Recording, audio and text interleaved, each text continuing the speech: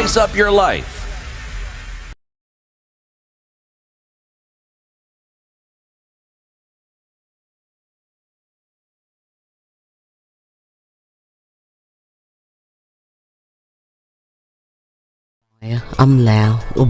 Millions of learners resume learning in primary, junior and secondary schools today amid various challenges that have continually plagued the education sector. Schools will open without the 50% annual capitation due to them, while some learning centres will not have classrooms to host grade 9 learners. Additionally, some schools have not received textbooks under the government programme as bookshops countrywide continue to turn away parents seeking to buy the learning materials.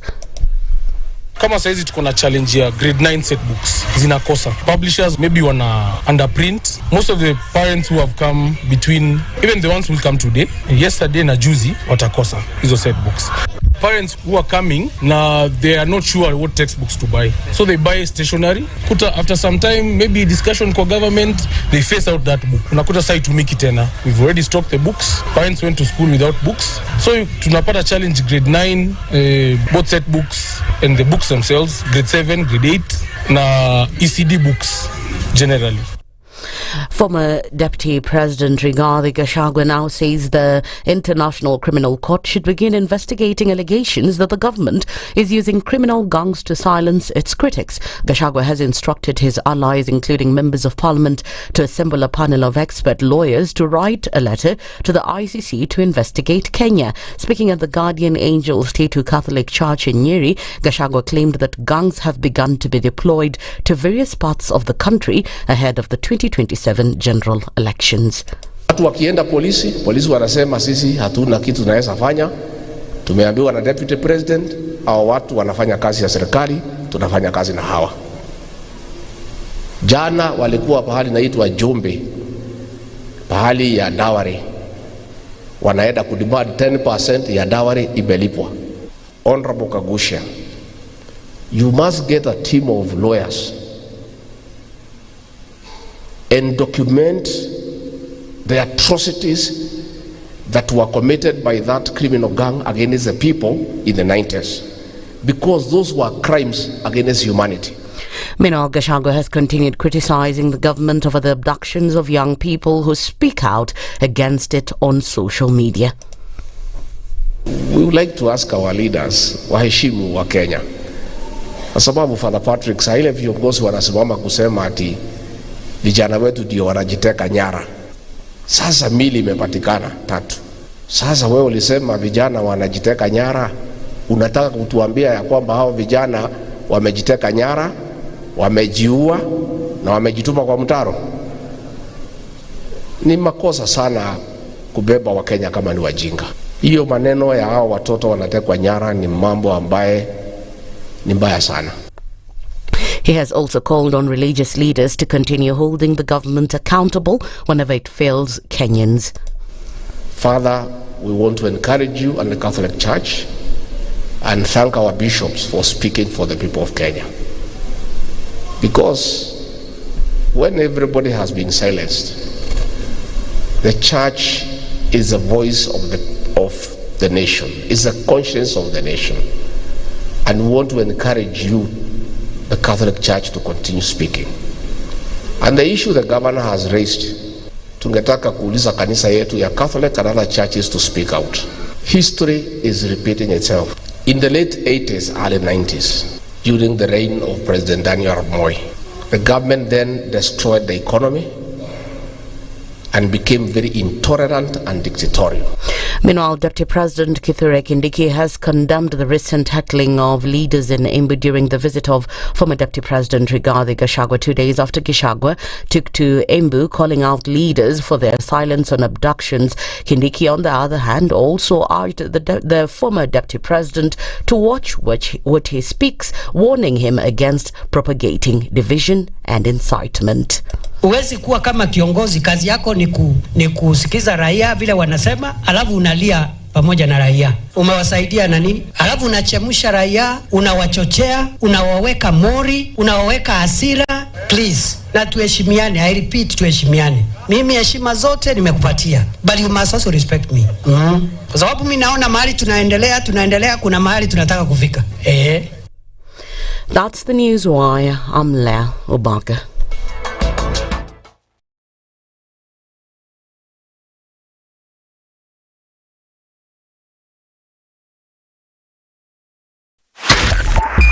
.5 Spice FM, Kisumu.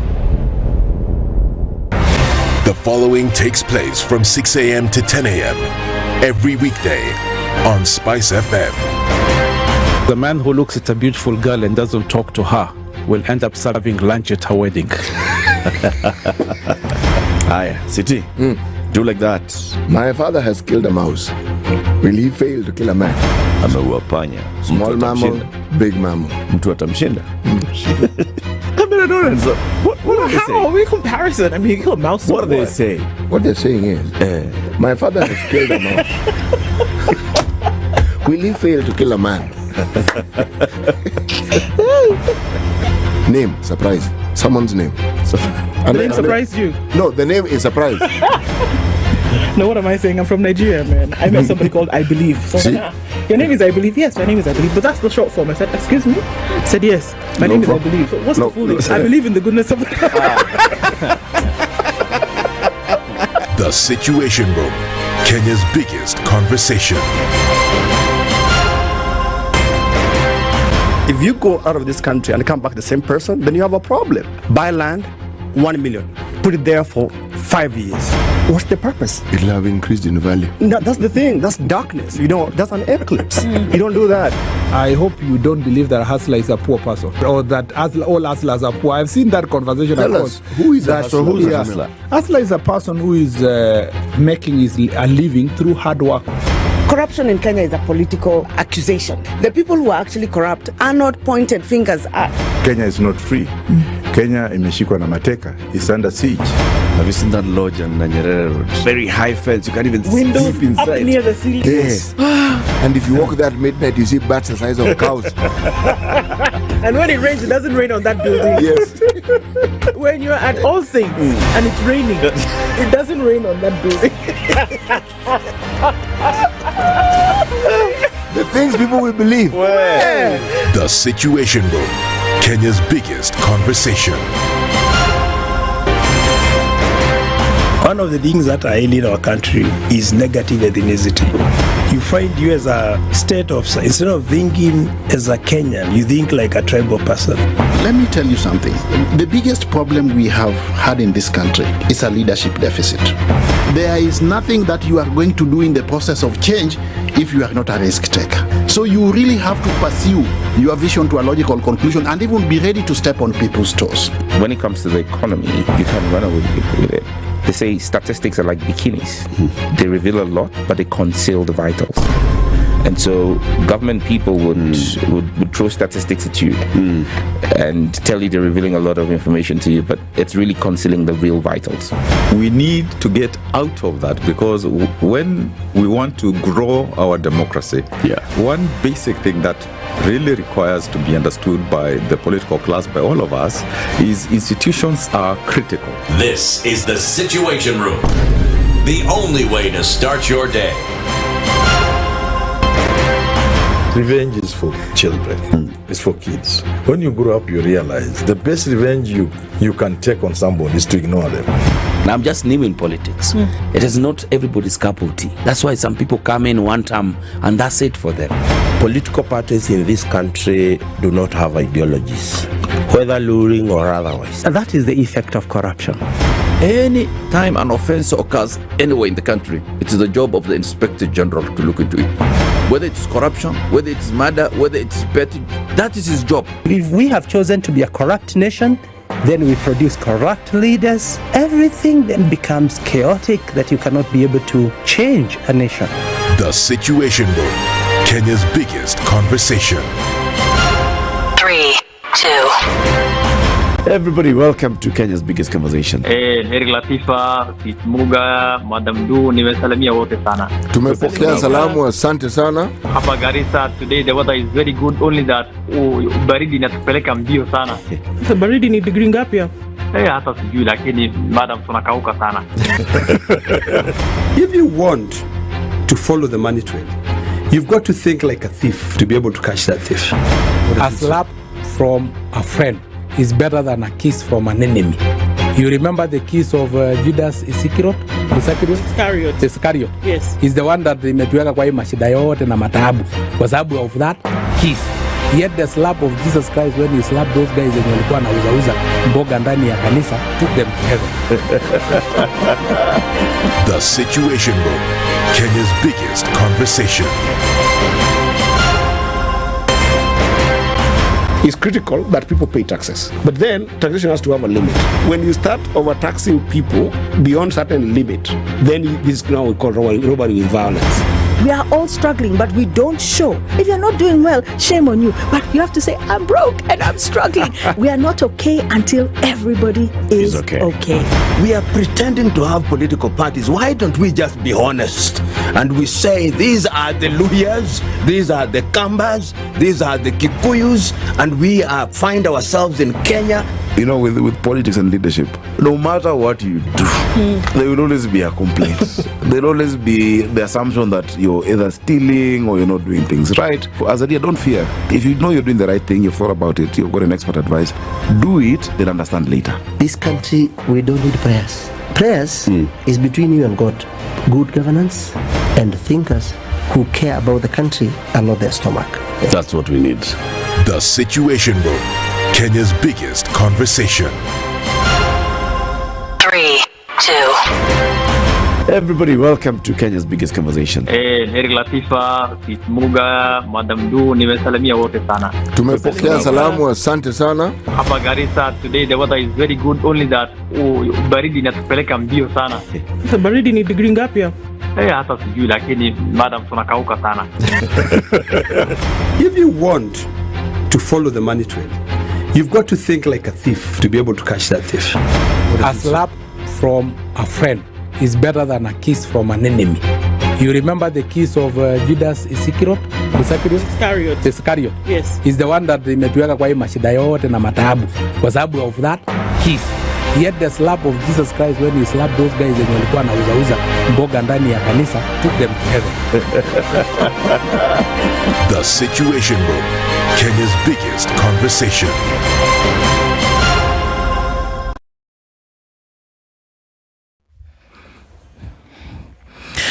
Good morning and welcome to the 6th of January. Let's take a look at what's happening on the streets this morning. And actually not much. Good news though, the Southern Bypass is open and it was closed for about a week or so for them to do, I'm not quite sure what, but from what we understand now it's open and you can use that for folks who are trying to get roundabout to certain parts of the city or the country using the Southern Bypass. Kenya has announced it's open, so open for business. You can use that.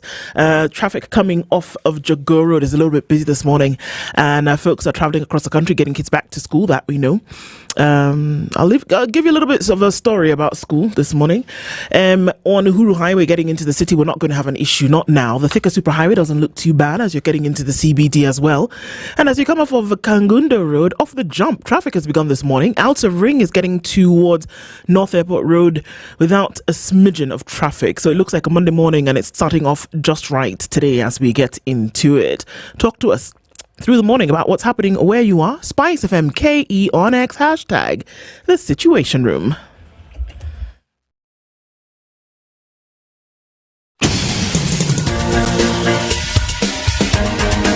This is The Situation Room, the home of hard-hitting political commentary and penetrating insights about the state of the nation. This is a talk radio experience like no other. The Situation Room, a place for hard truths, debates, and elevated conversations. The Situation Room, witty, political, engaging, deep, controversial. In the room, we have C.T. Muga, researcher, academic, seasoned political observer, a fountain of wisdom in these politically uncertain times. Ndu Okoh, Nigerian by birth, Kenyan by choice, communications expert, Pan-Africanist, a truth seeker and believer in people power, and Eric Latiff, agent provocateur, the man in the chair, seasoned journalist, news hound, a man who believes in punching up, not down.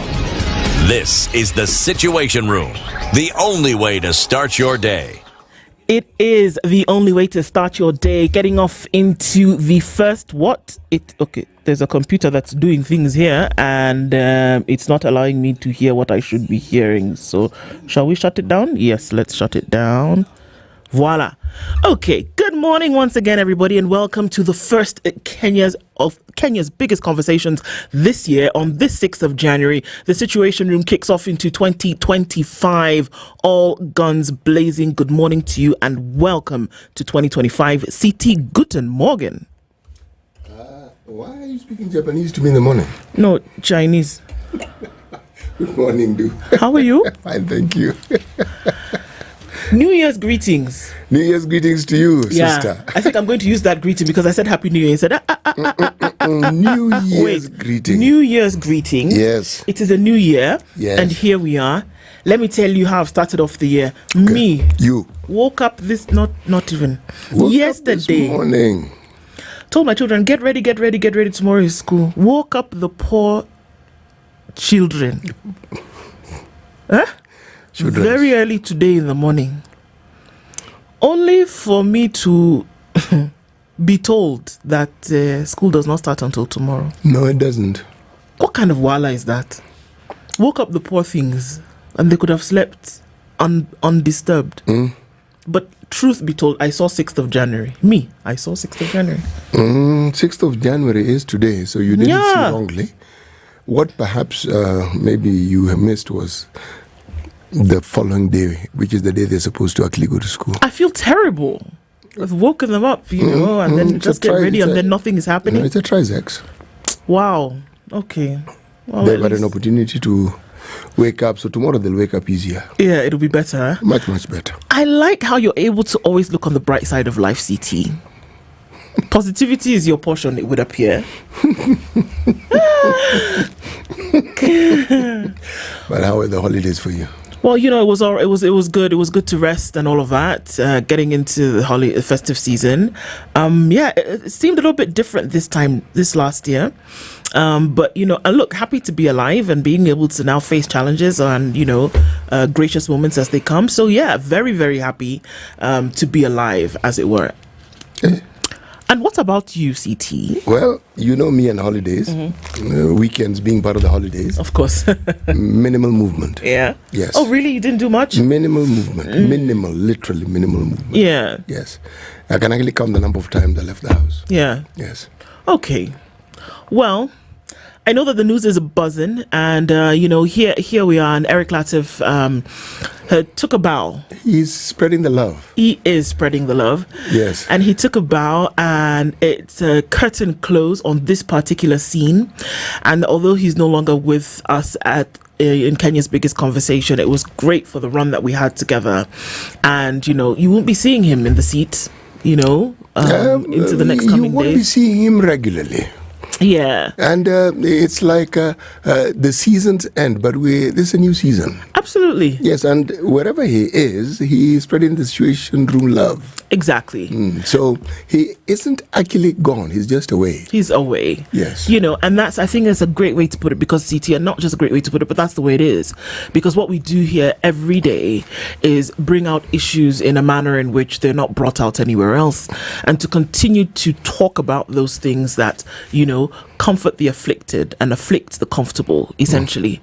So that will continue no matter what. And I'm certain that wherever Eric is, he will continue with the same. Absolutely. Yes, and that's why I said spreading the love. Spreading the love. Yes. We have a number of conversations lined up today. The headlines is telling of one of those conversations, and I'm just going to tell you really quickly what those are, right?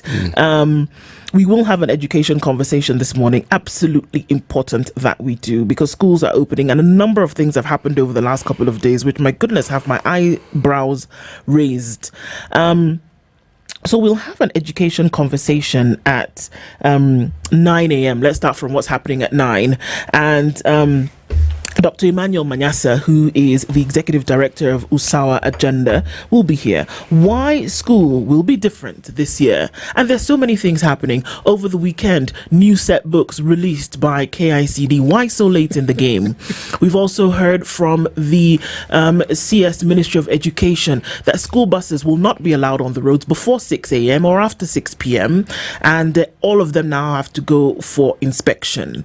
We've also heard that the 349 boarding schools with boarding facilities that were shut before December, the parents were asked to find other schools for them because they're not relenting. Is it find other schools or find other boarding schools with boarding facilities? Because, I mean, if it's a boarding school, does it therefore mean that it cannot dispense, it cannot offer education?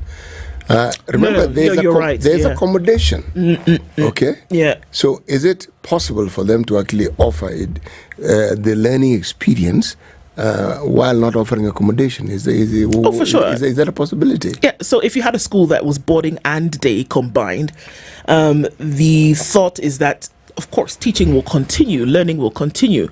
But if it had a boarding facility where certain students were staying, then they've said, and you want them to continue boarding, you're going to have to find another institution. Belio Kipsang was very forthright in what he was saying and said, we're not going to relent on this insistence on the facilities being up to standard, up to scratch. So, and he reiterated this just a couple of days ago. So if you were thinking that you would rock up to school today, tomorrow with your children, that he's basically said, no, you need to find somewhere else to go. So there are very many things happening in the system. We also heard from CS that 50% of capitation was sent. 50% of 2025 was sent. Did we finish capitation 2024? No, we didn't. But we're in 2025 and 50% was sent. So that's the narrative that we're sticking to. So I should stop being facetious. That's the narrative that we're sticking to. Why are you talking about 2024 when we're in 2025? Okay. So there's a lot to talk about when it comes to education. We'll be doing that with Dr. Manyasa at 9. And then we come to 8 o'clock. We're going to look at the state of the economy as an update on where we are. And Odiambo Ramogi, who is an economist, will join us at 8. We're going to look at several things in terms of what really is happening with Kenya and its economy. Finally, Senator from Busia, Okoh Omtata, will join us at 7 a.m. There have been several things happening in the country over the last couple of days. In the last 1 week, 4 people have been abducted. We do not know where they are. Before that, another 3. And the numbers have continued to increase. And the question is, what really is going on? We did see the arrest of Senator Omtata last week and his release on bail, etc., etc. What really is going on? Where are these abducted Kenyans? And those are the questions that we'll be asking at 7 a.m. Those are the conversations that are lined up on Kenya's biggest conversation this morning. And as we get into it, welcome you into the room today. And we'll say hello to you in just a minute. I know it's just going off time, but certain things that we had to get into this morning. So even as we talk, let's continue to do that.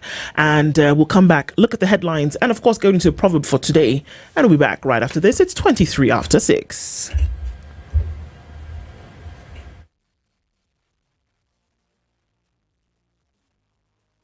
This is the Situation Room, the only way to start your day. The weather with SpiceFM.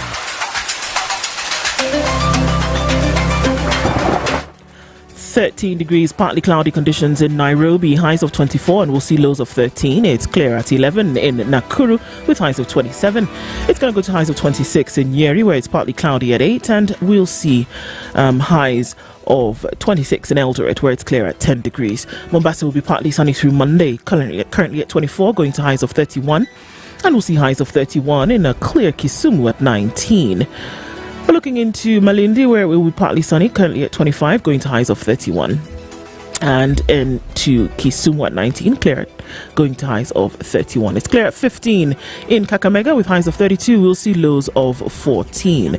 Kampala is clear. Kampala is clear this morning at 17 with highs of 28 and lows of 17. And we'll see highs of 31 and lows of 26 in a partly sunny Dar es Salaam.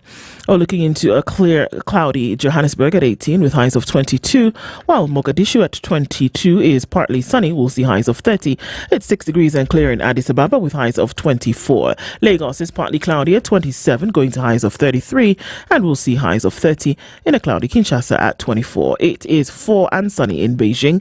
Paris is cloudy at 12, and London rainy at 12. New York at -2. Sunday night is partly cloudy. Coming into Monday, we'll see highs of 1 and lows of -2. Listen up. KCB to Jejiri is the plan. It's designed to empower young people like you, develop skills and knowledge you need to succeed in life. KCB to Jejiri combines vocational skills training, business development training, access to finance and business mentorship, preparing youth for jobs, entrepreneurship and wealth creation. Don't be left out. Visit kcbgroup.com/foundation to learn more.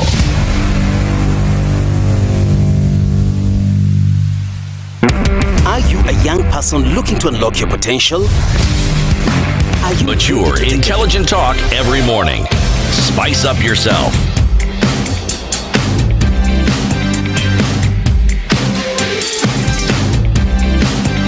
Mornings done right. 94.4 Spice FM. Today we see all of you trickling into the room this morning, and very good to have you here. Yes, indeed. Welcome to the first of Kenya's biggest conversations in this year 2024. What did I say? Okay, I've taken us backwards. No. Let's go to 2025. This will happen throughout January. Isn't it? And if you overcome it by February, it will be a monumental feat. I know. January. We are going to be in 2024. Yes. But anyway, go on. Okay. Good morning, Spice, says Evans in Tabo. R, I really want to know what R stands for, but you let us know at some point. Mwaka mpya, indeed. Good morning and Happy New Year, Spices. It's 2025. Yes, it is. Hello, Spice. The guy has decided, Desmond, you've decided that my name is Achieng, and Eric was Okello, and CT Loch, Muga. Say no to abductions. Indeed, we do say no to abductions. Cyprian Kambuni says good morning. George Adimo says Happy New Year, listening from Rongo. Deno Mwanza is tuned in. Good morning, team. Duncan Monari says good morning. Rogers Nyange says good morning, tuned in from Voi. Kazungu Nicholas is also greeting us. Greetings to you as well. Brian Otieno, good morning. You say you're from Dubai. The weather is erratic and feels like Limuru, is it? So what is that in terms of degrees right now? Daykinis Moy says good morning. Michael Olanda is tuned in. Are you still in the land of 1,000 hills? Don Sabwa, we see you. Good morning. Johnson Asava says good morning. It's a new year. We are glad to start it on a high note, despite the challenges we continually face. This is true. And how about that for a message for the day? Meshach Jenga says good morning. Happy New Year from Toronto. Musi Els is saying Happy New Year. Good to know Spice is back. We are here. Agola, good morning to you, sister. Brian Otena says politicians and ego, ain't nobody got time for that. Really? Eric Awar says good morning. I wish Eric Latiff well in his new endeavor. Indeed. Happy New Year, folks, says H. Mwangi. Jay Harper is tuned in and says it's cold in New York City. Yeah, we saw that -2. I think it's a little bit more than cold. Perhaps icy. Mashari Anjeru says good morning. Margaret Wajohi is tuned in as well. Nyadi Chukunzira is saying Happy New Year.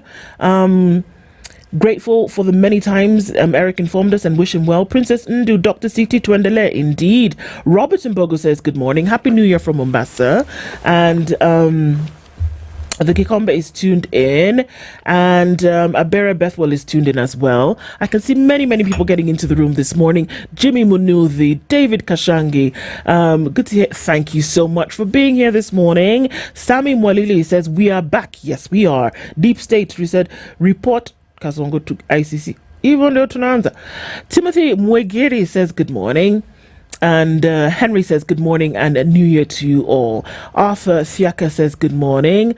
Carol Nyambura says yes, good morning, we see you. Brian Otieno, we wish him all the best in his endeavors, says Agola, yes we do. So wow, everybody, we see you here. Collins Kamei says good morning. It is 2025. Thank you. Remind me that every time I go wrong, I will trust you to remind me. Kennedy Anyonya, Amayo Keo, Polo Fresh, and Patrick Nyeve. Good morning to everybody. Karibuni sana as we kick off the conversations this morning. We are still in Africa. There are still 54 nations in Africa. And CT is still going to be traveling around the continent every week, bringing us a proverb from one of these countries. Where are we off to this week? You know, I almost let the cat out of the bag. Oh, yeah? But let me begin by giving you hints as to where we are. Mm-hmm. Okay? This particular country has several unique things about it. Mm-hmm. Okay? What do I get if I guess it right? I'm in the mood for, being given a if prize. If you get it right, I'll tell you you've done well. Oh, wow. Okay. I'll take that. Let's go. Uh-huh. It is a human fossil hotbed. Okay? The human fossil found near a certain lake was considered one of the oldest that has ever been discovered, making it the cradle of mankind. Kenya. My friend, you're one of those students who, there's supposed to be 3 questions. Oh, sorry. But you've answered the question plus a second plus the third with that answer. But it is correct. We are in Kenya. Absolutely correct. Okay. The other questions that I was going to ask, or rather the hints, when our guest comes in, I'll ask them to sort of like listen to the hints and tell us what they think. Huh? Okay. Is that okay? That's fine. Now, our proverbs will be in Kiswahili. Oh, yeah. Oh, wow. Okay. Kufanikiwa maishani unahitaji vitu viwili. Ujinga na ujasiri. Kufanya nini? Kufanikiwa. To benefit in life. To benefit in life, you need 2 things. Yes. Foolishness and wisdom. Courage. And courage. Yes. Okay. Yes. Okay. You have to be a bit off every now and then in order to find your way. Look at it this way. Every time we look at leadership in a country like ours, specifically political leadership, we forget these people are human beings. Yeah. In fact, the mistakes they make are the things that you should take joy in, that we are actually governed by human beings. And the more mistakes they make, the more you are, well, let me say, the communication to you is, look, these are regular human beings, so don't treat them as anything other than regular human beings who are supposed to look after you, not lord it over you. They will make mistakes. And by the way, when you look at leaders who have done wonderful things, my friend, look at their history, look at the mistakes they made, the goofs, and oh yes, major, mega, stupendous gaffes and goofs. And isn't it through the mistakes that you essentially start to find your way? That's how it works out. I may have told you the story really quickly. I may have told you the story about, we went on this boat. For a moment I thought it was the Okoh story. No, we went on this boat as it was at the coast some years ago. And you're in the sea somewhere. Yeah, in the middle of the sea. Yes. And then the guy who was, do they drive boats? Whatever they do. It's called a coxswain. That guy. He said, the waters are too still, so we're not going to be able to find our way. We said, what are you talking about? There's water, just get on the thing. He said, no. We don't know what rocks lie ahead because the waters are calm. We need the waters to be kind of rough, and we need to get into the deep so that we can see where we are going.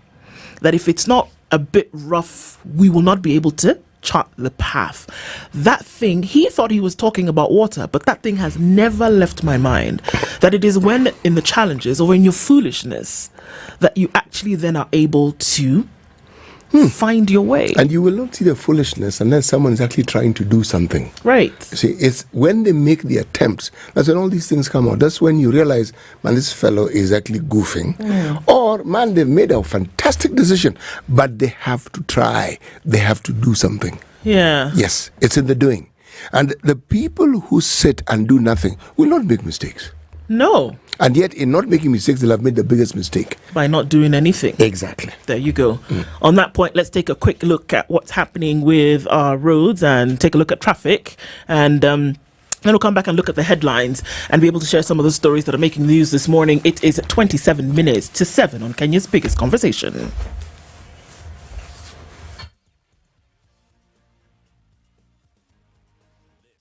This is the Situation Room, the only way to start your day.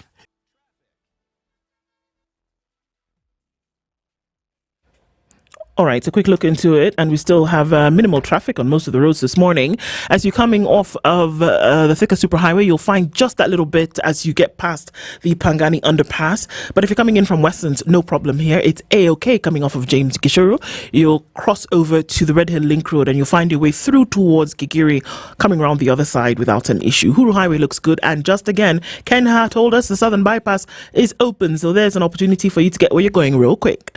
As you come off of Jogo Road, quite some activity getting towards the roundabout at Kamkunji and then onto Haile Selassie in both directions. It's moving, but we're going to have some hold-ups here and there. Not looking too bad on Jogo Road. Neither is it looking bad on Mombasa Road either. Whatever they were doing before the holidays has been cleared up. So, use Mombasa Road. Go ye forth and conquer. Let's talk SpiceFM, KE on X, hashtag The Situation Room.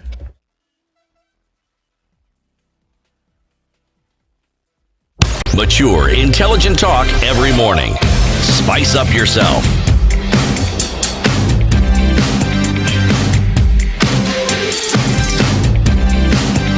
Mornings done right. 94.4 Spice FM. On the front page of the Standard this morning, it says what? Education system at a crossroads. That's the headline today. Schools open today amid a storm of challenges, teacher shortages, incomplete classrooms, delayed funds, and nationwide safety concerns. Parents, students, and educators brace for the unpredictable as the grade 9 transition under CBC kicks off and protests loom over abductions and governance failures. My goodness, is it possible that so many things can go all right at the same time? Yeah. President faces challenges in bid to rebuild image. Okay. MAGA fears of a chaotic White House. The 10th of January is the day that the sentencing for felony charges against President-elect Donald Trump will be given. So that's something to watch out for. Grieving families, students lead protests against abductions. Families across Kenya are rising in protest today against a wave of abductions and extrajudicial killings that have gripped the nation, from mothers of the missing to student leaders and activists. Voices are uniting to demand accountability from the government. The demonstrations come amid allegations of state complicity. Where? Okay, all that is just in the Standard. Let's take a look at The Nation. Rough start for schools. 1. Infrastructure crises hit schools amid cash crunch. 2. Principals defy ministry order and increase school fees. Tell me about it. 3. Parents, booksellers cry foul over textbook shortage. 4. MPs want allocation sent to schools to be raised. All of this, again, happening at the same time. Rights activists resume demos over abductions. Today is the 6th of January. We are supposed to, I believe that those demos are taking place today. Organizers vow to occupy several towns and cities today to protest the seizure of government critics. Kindiki warns Gachagua and allies over incitement and says, I'm warning you. I'm warning you. I'm warning you. And what does he consider incitement to be exactly? The things you say about, the government. Suddenly you have all this information. 2. And if he shouted like this. This is a law professor. Article 33.2. What does it say? Of the Constitution? Yes, of the Kenyan Constitution, not American, not Ugandan, not Tanzanian, Kenyan. What does it say about incitement? Tell us. Well, it says this.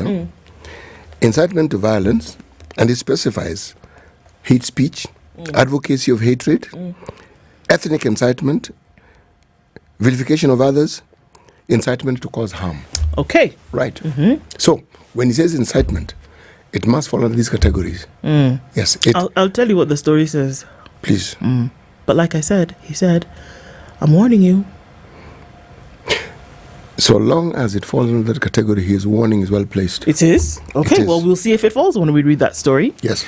Water towers at risk as Guardian silenced. You ask yourself, what? Yes. A recent Auditor General's report has lifted the lid on the possible loss of 147.7 million shillings that investigators say mysteriously vanished into thin air as the Kenya Water Tower Agency. So, ilikunywa maji. If you are looking for a visual representation of ilikunywa maji, it is here at this place because 147 million shillings ilikunywa maji. Okay, that's what I got. We'll give you more details of those stories. Siti, what do you have? Well, I'm looking at, let me start with the Business Daily, shall I? All right. Trump does not favor nuances and rituals of diplomacy or political deal making. Well, this is part of an article that is written by somebody called Babatunde Otayeru, okay? Telcos and telephone dealers face new anti-fake charge. My goodness. Communication Authority proposes Kenyan shillings 250,000 one-off fee for gadget sellers, vendors to pay an additional 0.4% of annual turnover. All right?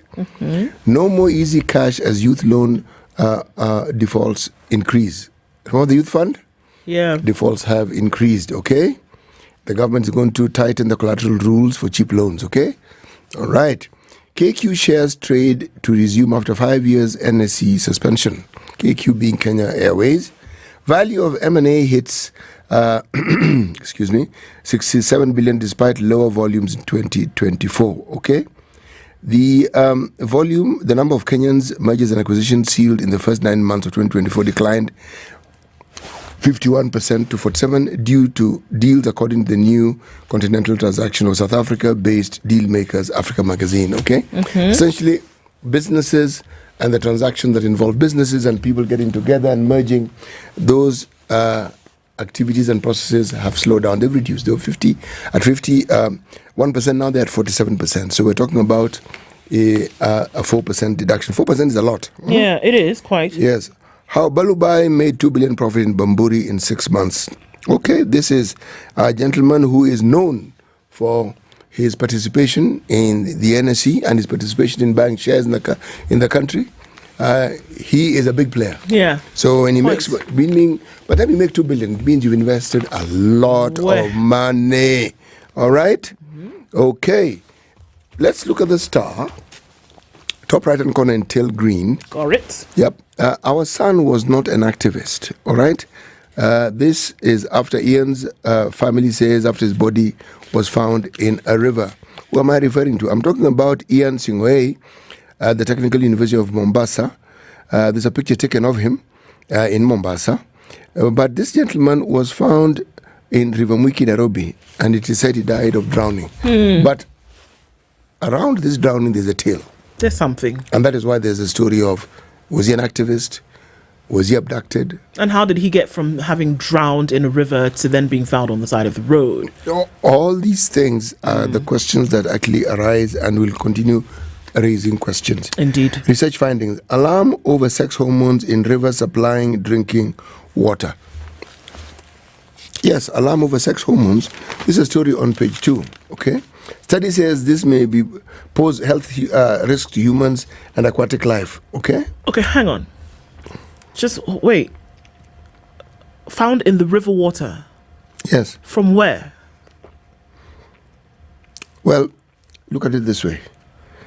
This is exactly what new research has found in rivers across Western Kenya and Rift Valley, which millions of people rely on for their daily needs. Which daily needs? Okay, sorry. Drinking, washing. Okay. So if you wash your clothes, it will have sex hormones. If your cows drink the water, they'll be drinking. They'll multiply. Sex hormones. If you drink that water, even you, sex hormones. So where? That could explain a lot, but I'm not going to. No. I will look at the story in greater detail. 6 billion classroom scandal rocks education ministry. This is God. This is a story on page 6. Where do these people think they will take this money? I mean, you keep taking it, it's not yours. You keep misappropriating it, people suffer, and you live in this country, and you imagine that somewhere along the line you'll get away with it. Keep imagining. Keep imagining. Worth 16 billion. Tenants evicted as fight for Kibor's estate intensify. It's a gentleman who passed away in the Rift Valley, a very wealthy man. Yeah. This follows the tales of very many wealthy men who passed away. And somehow the families they've left behind can't seem to decide how that wealth should be divvied up. And there's always a younger wife involved. There's always an issue around the man. There's always. But there are people who are very wealthy, passed away, and we don't even hear a squeak. Nothing. It means they organize their lives and they organize themselves well. And probably long before they died, they already told people, excuse me, this is how this thing's going to work out, okay? Exactly. Yeah, so be knowing. So it's not that maybe they didn't have another wife or something. It just means that they organized them. They were very well organized. Now, bang in the middle of the paper, bad bet. Pending bills for national government stands at 528 billion. Counties owe 168 billion. All right, so if you do the maths, we're talking about something like around 700 billion Kenya shillings. Why state tender now, risky business gamble? Now, they say, now, surely the star, now. Some suppliers, contractors have reportedly committed suicide. Others have died of depression. This is an old story. Okay. This is a very old story, It but is. it is not less tragic. It isn't. No. It's old, but every day it's a new reality for lots of people. No, it is a painful reality. Very painful. Every waking day is the realization that this is where you are, and the reason you're where you are is because you did business with the government, national and or county. Yes. There seem to be a number of things that are happening with the government at this point that just a very, very painful situation. And one of those is abductions. It doesn't matter how you want to color it. It doesn't look good at all. That people would go missing in Kenya, that people have excuse me, people have been taken and their whereabouts are unknown.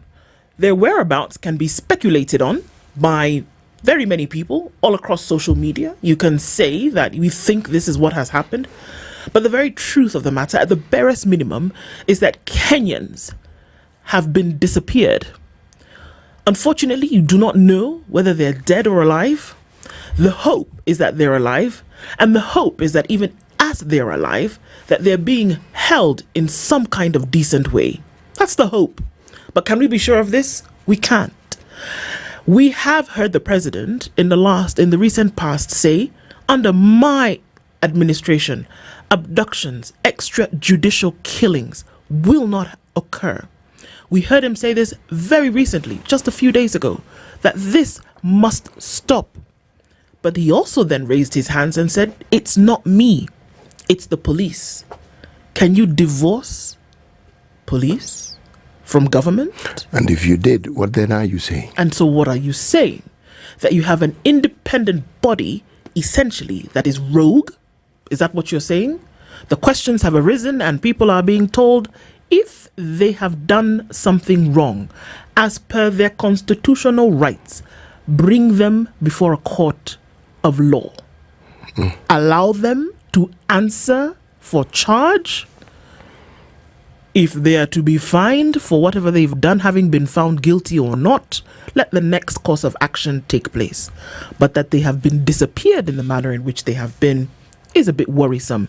And that is what is the story making the headlines as right activists plan protests against state abductions. Right activists say they will resume street demonstrations to protest the abduction of critics of President Ruto's government today, with organizers vowing to occupy several towns and cities.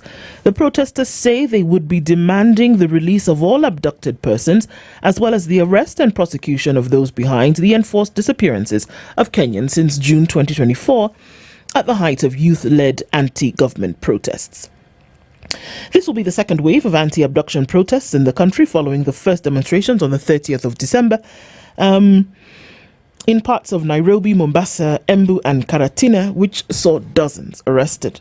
In Nairobi, police officers managed to disperse the picketers before cornering them at Aga Khan Walk, where they arrested 15 people, including Busia Senator Okoh Mtata.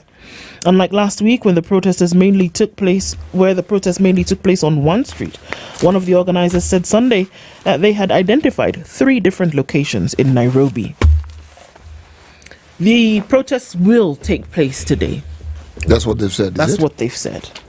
But one thing I know, these abductions, in the way in which they are happening, should not continue. You know, the 70s were, in the previous century, were an interesting time. Huh? This word disappearance, that disappeared, it was very, very, very synonymous with Chile. Yeah. Okay? But what was also interesting was in Argentina. In Argentina, people did disappear, but unfortunately many of them were thrown into the sea, deep sea, and were never actually found. Why do I say this? I say this because we're talking about the previous century. Do you know that people are being called to book today for some of those issues? Today. We are in the 21st century. These matters never go away because these lives are lives of members of people's families. They're people's children, their aunties, their nephews, their cousins. And the people who lose these relatives never forget that they've lost their relatives. And somewhere along the line, they never stop pursuing or they never stop asking. So people who have been abducted, those who we say are lost, the questions about, because they're known. And it is their kith and kin who brought up these issues. The questions will keep being raised. And even when they appear, because some will appear and will say, oh, they've come back. The truth of the matter is, now even more questions will be raised. So where were they? Because the police have said categorically, they are not in our police cells. So where are they? The picture that is painted is that there seems to be a certain independent body in this country that is not the police, according to what the police have said. It's not government, according to what people within government have said, who are being alleged to be responsible. Is it possible that such a thing is happening in the country and the police are unaware? As I've said, if indeed they say it is possible, then what does it say about the police service? Yeah, then we need to question. If that's the case, then it's possible. Then also it needs to be questioned of you that if something like that is happening, where Kenyans are being picked up in broad daylight, maybe sometimes in the dead of night, from their homes, and you have no idea about who they are, then one has to question the police service and say, what on earth is going on? Not just the police service. There are people who present themselves as advisors to governments. And some of these ideas of what they should do with people who appear to say things that... critical of the government? Yes, say things that the government is perhaps... And when they say government, they mean certain individuals within government are not happy about. Their job is to either spin doctor the whole thing and give it a new face, or to suggest ways by which such people can be held to account. Now, to account means certain things will happen to them. We are not experiencing anything new. What we are experiencing, though, is something that reminds one of a horrid past, but in a dispensation that cannot stand for it. Why? Because there's a constitution that speaks clearly about such things. There's no murky area here. There's no grey area. There's no vagueness here. And one would assume that Kenya is still governed by the supreme law, being the constitution. Someone does something that you feel is against the law, take him to court. It's not complicated. Very, very simple. Charge them in court. Ask them to come before court. And present these matters before court. When they present the charge to you, you can either plead guilty or not. Then if the state feels that there is a need to prosecute you further, that is what the court process is for. Yes, and if the court process finds these individuals guilty, then we know what will happen to them, won't we? I've realized something, though, sadly, and I don't know if it's sadly or fortunately, that it doesn't stop people from expressing their displeasure about the way things have gone. No, it actually encourages the abductions are not stopping anybody from saying this cannot continue. No. In this, that's why I said in this particular instance, you see, if we were not aware of the rights that we have, and if people were not alive and awake regarding their rights as Kenyans, then yes, some of these things would probably, people just be quiet. Unfortunately, there is a protection that the Constitution affords every citizen of this country, and it states some of these things so blatantly clearly. All right. It's not some. There's nothing vague about it. Yeah. Okay. I just want to look at, before we get into the end, the People Daily. Thousands face job losses as 116 firms are dissolved. Oh, gee. Yes, 116. Gachagua asks ally to take Ruto back to ICC. I don't know whether What is it about being a politician and the utterances people make? Up on your incitement, that you now remember what Kindiki was saying. Sorry, Deputy President. Yes. Kindiki was saying about incitement. Yes, he did. Yes, he did. This is essentially what he was talking about. Yes. Ishungwa, the return of Kamodo. For those of you who do not know, the gentleman called J.J. Kamodo, who in the Moi era was known, he's a man who spoke his mind and said many things. Many of the things he said were considered to be controversial. Bang in the middle of the People Daily, grade 9 crisis over classrooms. Somehow, this issue of classrooms, let's say it remains to be resolved. Taifa Leo has this to say, Kindiki aonya Gachagua.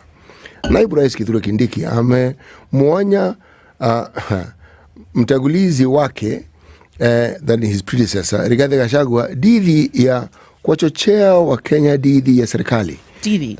Yes, against. Okay. Katika taarifa yenye maneno makali, Profesa Kindiki alionya kuwa Gachagua hataruhusiwa kujihusisha na shughuli za kisiasa ambazo zinaweza kusababisha uharibifu nchini. Wacha nikwambie your story, but in English. Yes. Okay? Yes. He now warns Gachagua and allies. The Deputy President, Kithure Kindiki, warned his predecessor Rigathi Gachagua and his allies over what he termed as incitement of Kenyans against the government. So essentially, Kenyans are not incited against the government, but what Gachagua is saying is what is now going to incite them.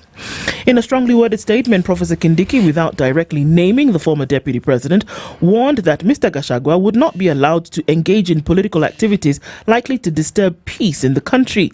So he was speaking at the Kamumu Full Gospel Church in Mbere, Embu County. Professor Kindiki accused Mr. Gachagua of constantly spreading falsehoods about the government and disrespecting other leaders. The government, he said, would not tolerate anyone sowing seeds of discord among Kenyans without offering solutions to the challenges facing citizens. Leadership is not about bragging, I quote. It's about offering solutions. When God blesses you with an opportunity to serve and you start abusing other leaders, that is wrong. We will not allow anyone to go around inciting Kenyans and complaining about problems without offering solutions. No, we will not allow that to continue. Deputy President, we don't have to offer solutions. We are allowed to complain. If someone is unhappy about something, they are allowed to express. That's what you call freedom of speech, freedom of expression. That's what it is. I think you want them to. It's important that you hear what they have to say. Then they're essentially telling you where it's hurting.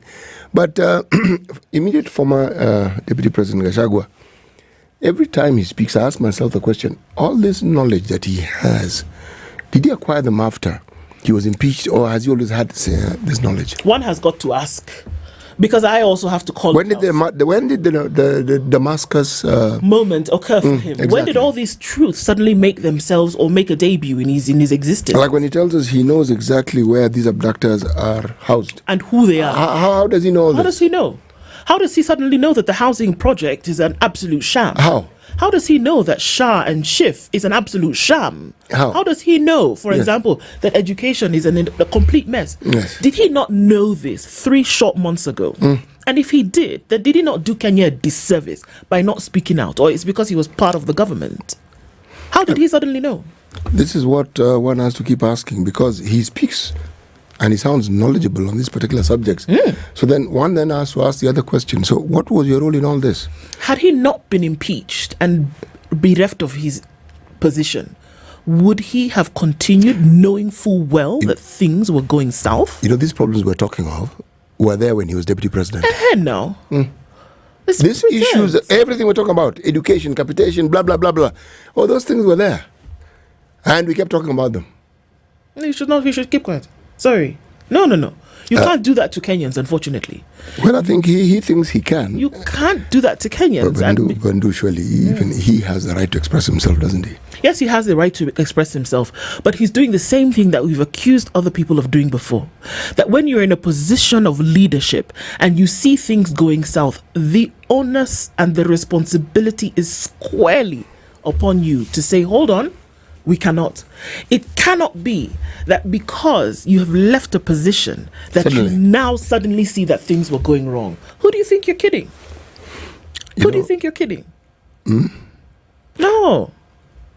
But if you listen to the chorus that was sang over the weekend, it's an interesting chorus. The chorus relating to abductions and whether it is fiction, whether it is make-believe, whether it's science fiction, whether it is what it's not and whether it is what it is. Let me tell you, I was reminded of the Kanu days where there were choir masters who sang similar songs. Once the conductor raised his baton, you knew what to sing. It can't be. Abductions, where? Some people even abduct themselves. Yes. In case you didn't know. Yes. Abductions. These people are simply messing up the name of the government. Who, why, which, when. You know, and if it does turn out that indeed there are abductions and there's proof, what then will they say? No. What will they say then? We're knocking on 7 a.m. where we will have a conversation with Busia Senator Okoh Mtata, and we'll talk about some of these things and looking into those conversations and saying what can you continue to allow as a people vested in the progression of this country. That conversation comes up at 7, and we'll probably look into a lot of more of these sentiments that have been given out in the last few days. Good morning. It is now 7 a.m.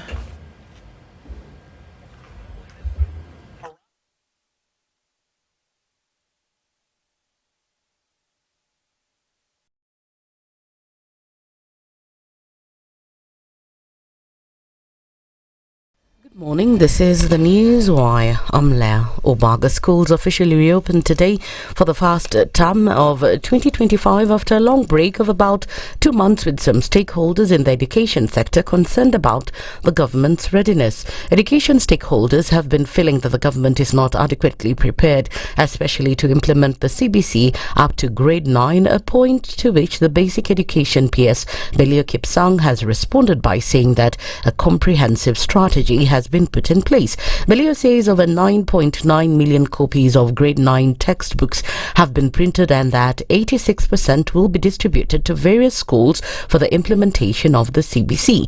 On the adequacy of the number of teachers depending on the number of students, Belio says the current JSS teachers are capable of starting the first semester, while the Teacher Service Commission is planning to recruit others. I want to confirm that for grade 9 books, they have all been printed. 9.9 million books have been printed for grade 9. Distribution has been going on. I'm told 85% of the schools have received their books. As we talk today, we have more than 80,000 teachers in our junior schools to be able to take care of our kids. We are aware that what we require is around more than 140,000.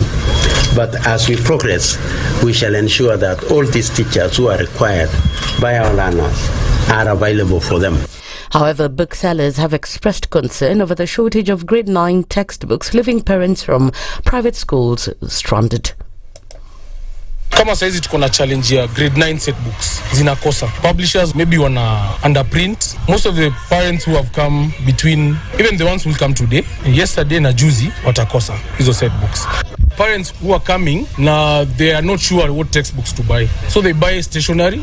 After some time, maybe discussion kwa government, they phase out that book. Unakuta sai tumiki tena. We've already stopped the books. Parents went to school without books, so tunapata challenge grade 9 both set books and the books themselves, grade 7, grade 8 na ECD books generally. Rights activists say they'll resume street demos to protest the abductions of critics of President William Ruto's government today, with organizers vowing to occupy several towns and cities. The protesters said they'll be demanding for the release of all abducted persons, as well as the arrest and prosecution of the people behind the enforced disappearances of Kenyans since June last year. This will be the second wave of the anti-abduction protests in the country after the first rocked Nairobi, Mombasa, Embu and Karatina on December 30th and saw dozens arrested. This event comes as former Deputy President Rigathi Gachagua has continued criticizing the government over the abductions of young people who speak against it on social media.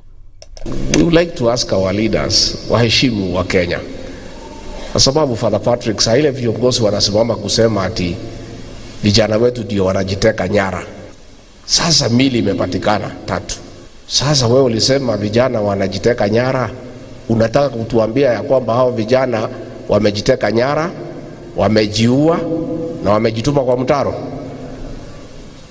Ni makosa sana kubeba Wakenya kama ni wajinga. Hiyo maneno ya hao watoto wanatekwa nyara ni mambo ambaye ni mbaya sana. Deputy President Kithure Kindiki has, however, criticized Gachagwa's remarks, terming them as insightful and dividing. Uwezi kuwa kama kiongozi, kazi yako ni kusikiza raia vile wanasema, alafu unalia pamoja na raia. Umewasaidia na nini? Alafu unachemusha raia, unawachochea, unawaweka mori, unawaweka hasira. Please, na tuheshimiane. I repeat, tuheshimiane. Mimi heshima zote nimekupatia, but you must also respect me. Kwa sababu mimi naona mahali tunaendelea kuna mahali tunataka kufika.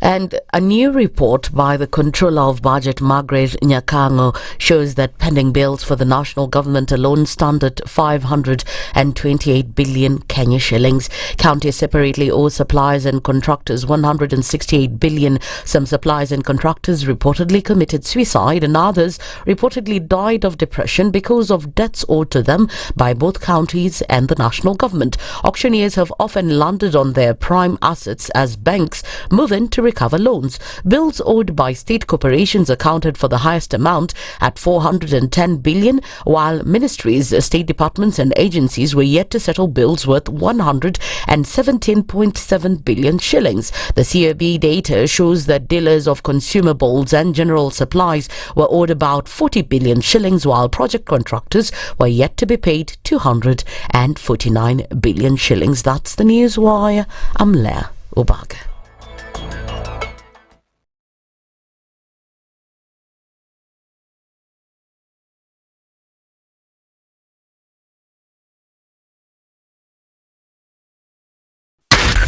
SpiceFM, Nakuru. When you're impeached, you're impeached. When you're sentenced, you're sentenced. Madam Chief Justice. Until the sentence is set aside. Ukibeba vitu kwa roho utakufa. If you carry things in your heart, you will die. The reason for which you went to school and then gathered experience, that reason must be paid for. Oh, right. Okay.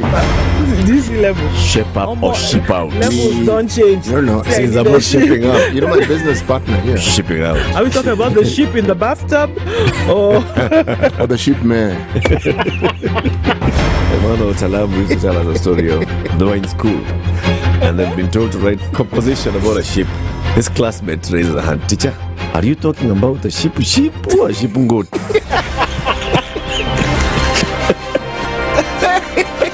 The Situation Room, Kenya's biggest conversation.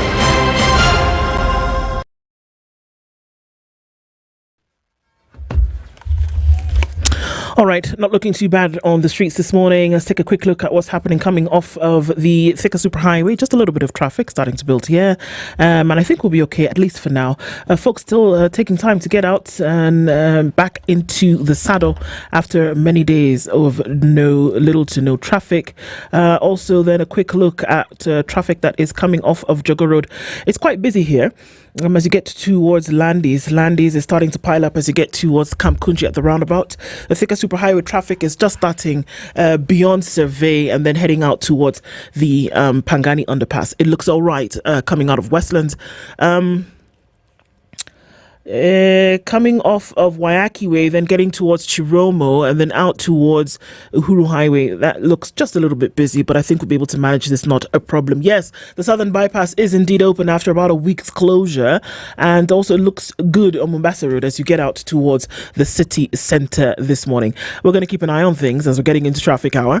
How about you let us know what's going on in your neck of the woods? If you feel you see something we should know about, talk to us. SpiceFM KE on X, hashtag the Situation Room.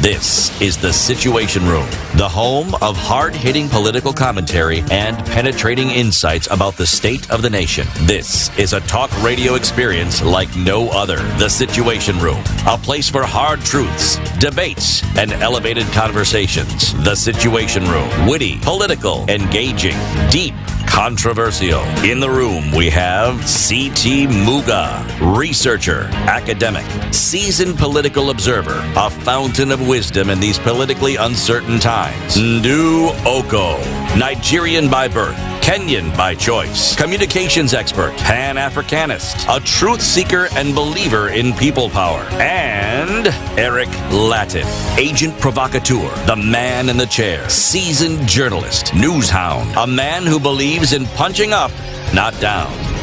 This is the Situation Room, the only way to start your day. It is 9 minutes after 7 o'clock on this 6th day of January 2025, and Kenya's biggest conversation takes its first trip around 4 hours this morning. Welcome to all our audiences in different parts as you are locked in on live streams, YouTube as well as Facebook, joining us on X as well as our audiences on KTN this morning. Karibuni sana. We get into this conversation this hour, and we'll see. The Busia Senator Okoh Mtata is to be our guest in the hot seat this hour. We will give him a bit of a wait, and even as we do that, we continue with some conversations that we're having this morning. We will have a conversation on education at 9 a.m. Schools are opening today. There are very, very many things that are lining up, likely to be an issue already, from books and their distribution to classes and their lack of completion, to capitation and certain percentage of that which has been sent, to infrastructure in schools which still in many cases are in a dilapidated state, to the hiring of teachers with CS Ogamba has told us 80,000 teachers on course, ready to go. There's still very many questions in terms of what happens. We've seen some edicts that have been given out this morning, and rather as late as last night. School buses before 6 a.m. and after 6 p.m. prohibited. The 349 schools with boarding facilities that were closed last year still remain closed until they pass through the proper standard requirements. So many balls up in the air being juggled with education. Grade 9, remember these guys were the guinea pigs of the CBC in getting into grade 6 and then also leaving grade 4 at that time. They've gone through the ringers and they get into grade 9 with many questions about being in junior secondary. What's going to happen with the needed labs if you're in a school that does not have the facilities? I mean, all kinds of things are being asked. That's a conversation that we will have at 9 a.m. This hour, we're looking as to why so many abductions are taking place in Kenya today and why are the right answers not being given. Our hope is that the Senator will be with us this morning, but if he does, there's still conversations that we'll be having this morning. So, before he comes and we can do it again, CT, we are in a country and there's a proverb. Let us know what that is. Yes, we are in a country. And this is the proverb. Kufanikiwa maishani unahitaji vitu viwili, ujinga na ujasiri. Ukihitaji? Kufanikiwa maishani. Unahitaji vitu viwili, ujinga na ujasiri. Yeah. Two things. Necessary. Two things.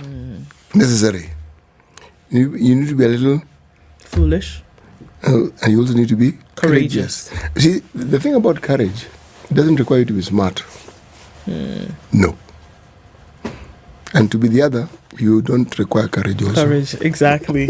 Indeed. So, CT, this whole issue of abduction seems to have everybody and their auntie in the country, quite frazzled.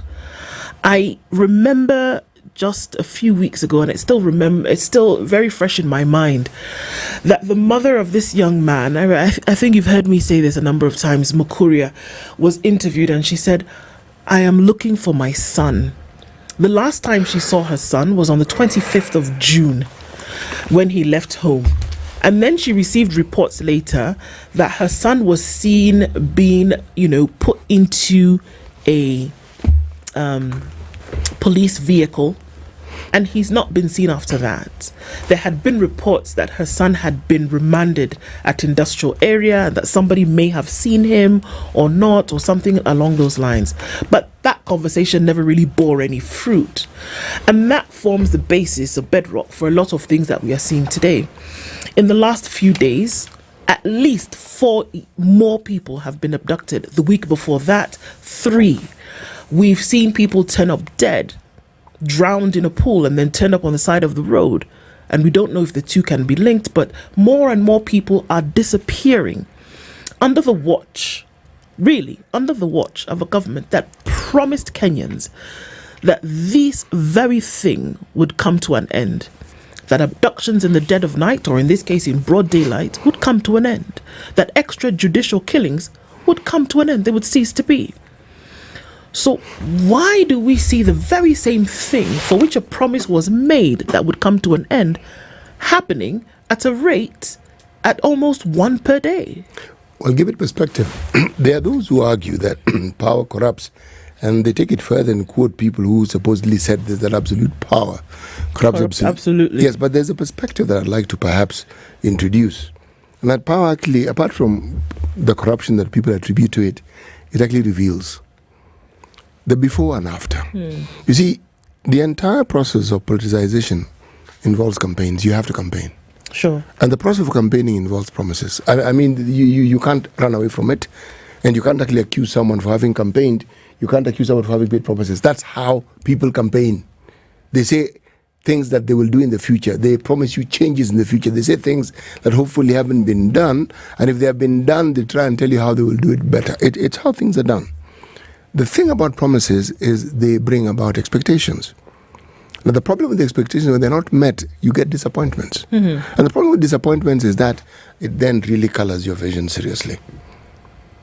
And if you're disappointed adequately over time and it's repeated, be damned. Whoever it is who made those promises will be in your bad books for a very, very, very long time. For sure. Yes. And they will be the object of your aggression. That is perspective 1. Perspective 2, when we talk about the revelation that power brings about, look at the people who joined the government from ODM, okay? The utterances before, the utterances after they joined. It's day and night, literally. There's no gray area. And you realize, so you ask, wait, are we then assuming that if their principal was indeed the president, this is what we'd expect? Because this is just a power sharing thing where you've been brought in to sort of like, as you say, broaden basing and, you know, all these lovely sounding things. Perspective 2, what power has done? It has revealed. Okay? Then we look at now what you've been discussing, the abductions. The abductions tell you that there are people who are in power, and they are trying to tell you that if we are not happy with what you are saying, what you are doing, especially when it paints us in a light we don't particularly like, there are things we will do to you. Okay? Again, power. We are seeing it being exercised, but it is revealing. We are seeing. And you see, once you've seen, you can't unsee. Sadly. And we have seen. But what makes some of these abductions that we keep talking about even bizarre, from my perspective, these are children. They are. They are. They are not some die-hard revolutionists or some die-hard malcontent. So someone who you know, this person creates problems. This is a rabble rouser. They are not. I have to ask, what, and really, even if it does appear to be a naive or rudimentary question, that if we look at the stock or character of the individuals who we know have been abducted, we know what their activity was. Where is the threat? Where does the threat lie that somebody would want to say, no, we have to put a lid on whatever it is that they are saying or doing? Where is the threat? And the harm that it is causing to the nation. At what point, or laws, let's talk about laws, shall we? What law are they actually breaking? I have to ask, I really need to understand that we need to understand what law is being broken here. What threat have they caused to the stability of a nation by expressing their displeasure in one way or another, that you do not see the harm that something like corruption is causing in the nation? That you do not see the harm that, for example, not sending your children to school under the cover of protection across lines is causing? That you do not see that not taking care of your sick in a way in which they can afford it is causing? That you do not see, like that picture behind you, that children in Kenya today should not go to school, or in such a structure. In such a structure, that you do not see the damage that something like that is actually causing in this nation. The damage that is causing vis-a-vis the perceived damage that these young men and women are supposedly causing by their expression. I am at a place of no knowledge. I want to understand. Miscomprehension completely. What I find also puzzling is how it is that those who advise those in leadership, and what is that they advise? Because throughout history, the very things that we are seeing, irrespective of who is doing it, government, not government, rogue, not rogue, IG doesn't know, whatever it is, from the position of being the protectors and the people who are charged with the provision of security, you are now making a service an enemy of the people. You are now saying that these are the people who we can hold to account for the harm that you are seeing. Now, how can that possibly be good? Because, you see, you're starting from a position, an adversarial position, where you are communicating that if you say something that we do not particularly like, this is what we will do. Fine, we get that.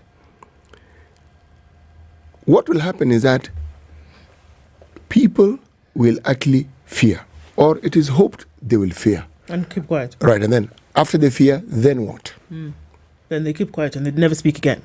That's the hope. But is that what's happening? No. So is that particular piece of advice working? It isn't. So should another one not be sought to solve this problem? I am wary about the additional utterances that were made about the police service when you say one of two things. That number one, it is not us, it's the police. So you've basically given them, they are the ones who should know. After all, they are the security organ. Let the IG answer those questions. The IG should tell us, where are these people? Or if you know something about them, who are they and where are they? But if the same police then say that they are being abducted by people that we do not know, you've basically taken yourself and you've put yourself into a pot of scalding water. Because then one will have to question and ask, if people are being taken in broad daylight in this country, they were here today, poof, they're gone tomorrow, under the watch of security organs, which people have said, and we know, that some of the best in the world. And you don't know. And you don't know where these people are, then we have to question. We have to question the caliber. We have to question the stock of your security service. We have to question the stock of your security organ. We have to ask that if people can be disappeared in this country day after day after day, and you have a security service in place with different organs under that service. And a security service that have proven to be second to none when it comes to solving really difficult issues. We have seen, we've witnessed, we have observed. CT, I said when Westgate happened, they traced to the room where these folks were. And then you want to... when does it happen? To where they walked, where they ate, what they drank, where they slept. Details. And then the children of men in Kenya disappear and you don't know where they are. Then we have to question. Then Kenya should be a bit worried then about its security. We should be really worried. Yes. Because what are we saying? That there are people in this country that our security forces do not know about. And that they are able to abduct citizens of this country, and the service that is intended, who was set up specifically for the security of the people, have no clue. All right. Okay, I also have to ask that there were certain utterances that were made because folks are asking for a balance of this conversation, isn't it? All right. There's certain individuals who hold certain positions of government who said certain things. And they said, no, we cannot allow people to continue saying whatever they want. Yes, we understand that there are freedoms. I believe in the president himself.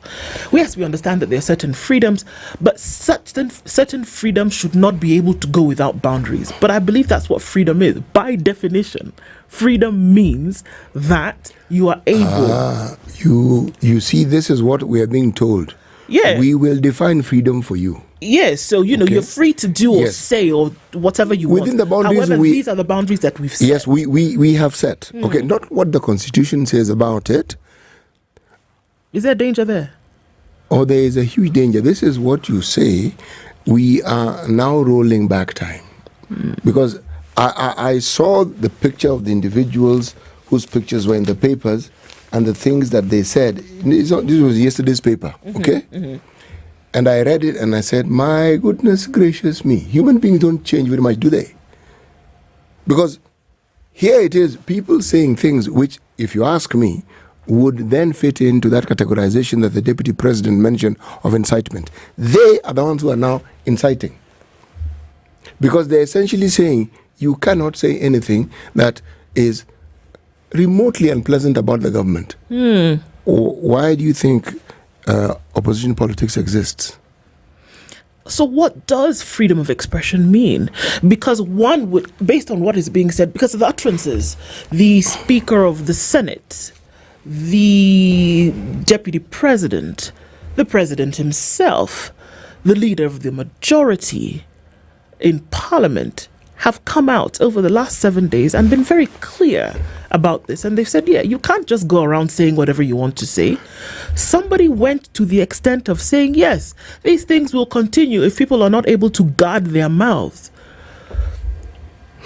Is that the position that you really want to be in? What did I say about power? It reveals. Corrupts. Nope, it reveals. Everyone says it corrupts, and I'm saying it does, yes, but it also reveals. So the question you want to ask is, what exactly is it telling you about some of these leaders and what it is that they seem to represent? Because if, for instance, you have a situation where someone is of the point of view that you cannot say anything that they do not agree with. My friend, if I disagree with you, it simply means I am not of the same opinion. Doesn't mean I don't like you.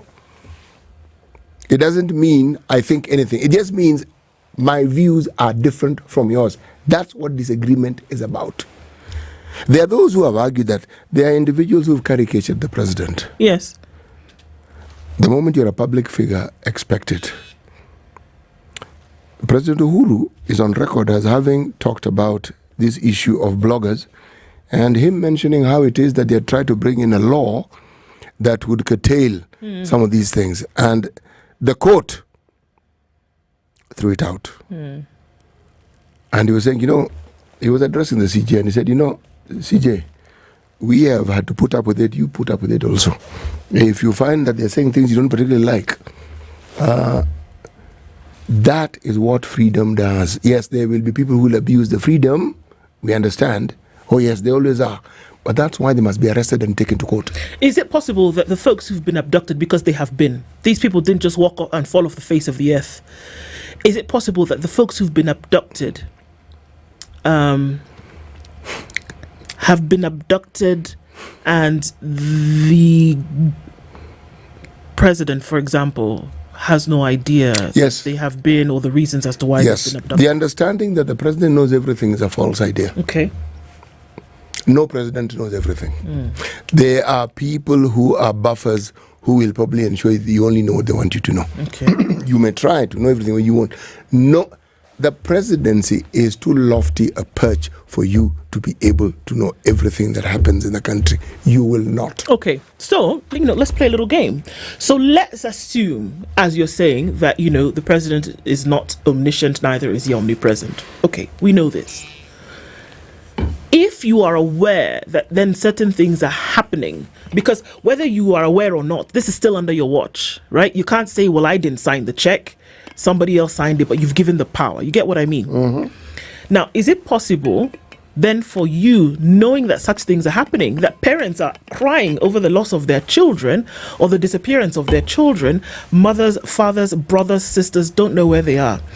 Is it possible that the president would be able to then give an order and say, look, I don't know who took them or for whatever reason, but I'm going to insist that if they have been taken, they be, number one, released. If there is an offense that they have committed, they be presented to a court of law. If we're dealing with a leader of a nation who has said that he will be held and bound by the tenets of the Constitution. But we have a situation where it appears... Would that be something that he could do, you think? He could utter. He could make the utterance. He could say it. But we seem to be in a space where it is being alluded to that he could say it and he can be ignored. By whom? By the very people who are supposed to carry out the investigations, the very people who are supposed to do whatever it is he has said they should do. One would think that those who you say are creating the buffer are trying to protect the name and the office or the institution of the presidency without his knowledge? Usually, yes. You see what happens within the realms of politics. You see, they say power bores a vacuum. What often happens is that there are always pockets of power around any leadership. Always. Even in a workplace like where we are now, there'll be people who want to give the impression they have the ear of either the board or the ear of the CEO or the ear of the PC or the ear of the head of radio. They are always that individuals. Now, this is a media house. Now, imagine what happens on a bigger sphere like the government. How many, yes, I think you've gotten the point. How many such individuals do you think exist? And look at just the layering. Look at just the layering. The advisors have advisors. Their advisors have advisors. So you tell me, and they advise the president. You haven't come to the minister. You haven't come to the PSs. You haven't come to the officers. And my friend, this thing is very, very multi-layered. At every level, there'll be things they know, and the person just above them has no clue. So then somebody essentially could come later and say, you see, this thing was about to bubble over, but I'm the one who now was able to come and shut it down. Yes. And when you have a situation such as the one that we see, what is very likely is that the president will be told what they think he wants to hear. So you ask me the question, is it likely that he doesn't know? Yes, it is very likely there are things he doesn't know. We're going to take a break at this point and come back and continue with the conversation. But you know what? I'm going to go with a sentiment that Musi Els has been talking about. Do we know what it feels like when your kith and kin have been taken and you do not know where they are, or you do not know what they have gone through having been abducted? Doesn't matter what it is that they've been involved in. Do you know what it feels like? And that's perhaps something that should tear at the heartstrings, at the very least, of the one who rules the nation. It is 29 minutes to the top of the hour. We'll see if the good senator from Busia will join us this morning. But this conversation continues, and we can see all of you who are having this conversation with us. It continues. We'll take a break and take a look at weather and traffic and come back and continue with this shortly after this.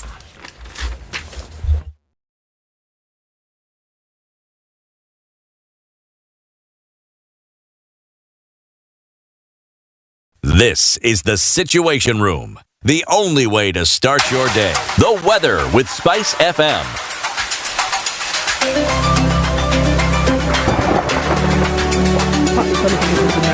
Highs of 24 and highs of 27 in a sunny Nakuru at 12. It's mostly sunny at 11 in Nyeri with highs of 26, and looking into a sunny Eldoret at 11, we'll see highs of 26 and lows of 10. It's mostly sunny in Mombasa this morning at 25 with highs of 31, and we'll also see highs of 31 in a mostly cloudy Malindi at 26. 19 and sunny in Kisumu with highs of 31, while into Kakamega sunny at 16 with highs of 32 and lows of 14. Kampala this morning is sunny at 18 with highs of 28, while Dar es Salaam at 27 is sunny. We'll see highs of 32. Johannesburg at 18 is cloudy with highs of 22, and we're looking into a sunny, rather mostly sunny Mogadishu at 24 with highs of 30. Addis Ababa at 6 is sunny with highs of 24. It's clear at 27 in Lagos with highs of 33, while in Kinshasa cloudy at 25, going to highs of 30 and lows of 24.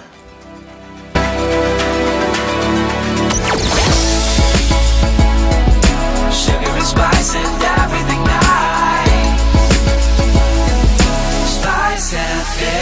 Spice up your life. Traffic continues this morning, and we're looking at traffic building on Jogo Road heading out towards Landis. Just a little bit of that, but then on Landis it's going to clog up as you're getting towards the Kamkunji roundabout. That's busy. On Haile Selassie, in and outbound traffic is already doing the thing. Let's take a look at the Thika Superhighway, where there's traffic coming in from the Outer Ring junction. Outer Ring is not doing too badly. In and outbound traffic is flowing. We're not seeing any holdups just yet.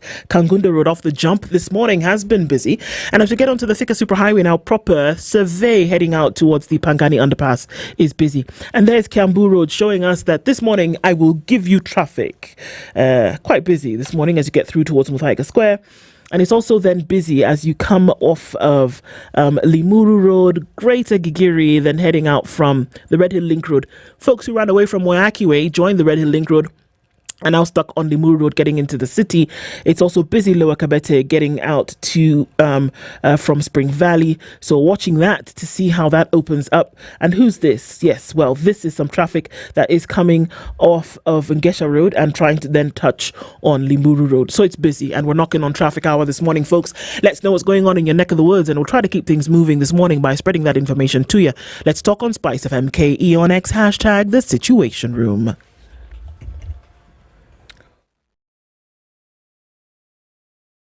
Mature, intelligent talk every morning. Spice up yourself.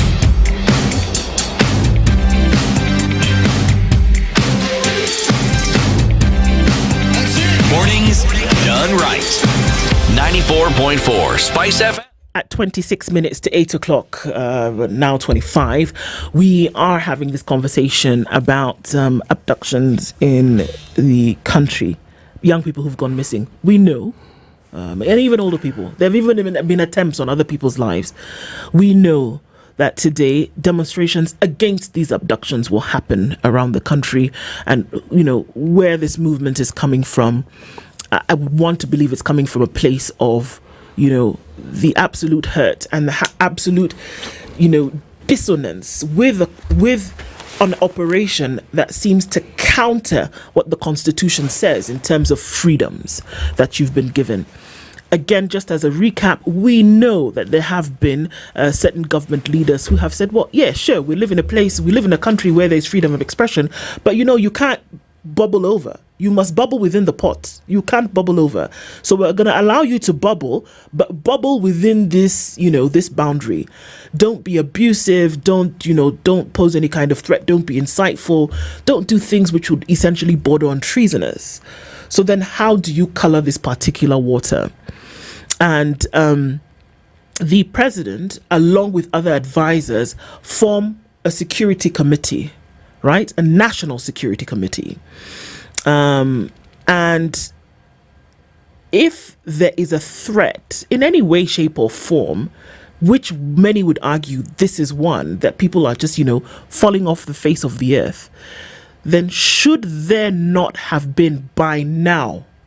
We heard the president just a couple of weeks ago come out very clearly and very firmly about the issues of femicide in the country. Very clearly. He did not mince his words. And he said, you know what? The deaths of these women in the manner in which they're happening in this country must come to an end. Many said he was playing to a particular gallery, but he did say it. He came out and said this must come to an end, it must stop. And the security operatives in this country who are tasked with the responsibility of making sure that the lives of women in this country are safeguarded must do their job. He did not mince his words. He didn't mince his words when we said that we are a country whose affairs are run by the rule of law. Exactly. So why have we not heard him say it so clearly? And he didn't say it once. There is a concept that I want to introduce to you. It's called magical realism. Oh, here we go. You see, every once in a while, when people refer to the government that President William Ruto is governing over, there is a reference to the Moi era.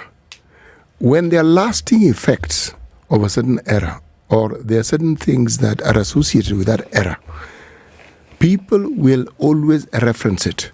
They may not say this happened, but there are those who lived in that time and they will know we are seeing something that happened before.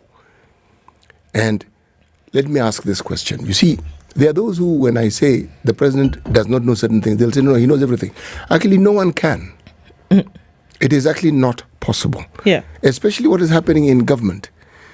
the truth of the matter is that there are people who are around any leader who usually have also the power and the means to have convinced the leader that they have the leader's interests at heart. Mm-hmm. And once they do this, the things they do and the things they report will be taken at face value. Mm-hmm.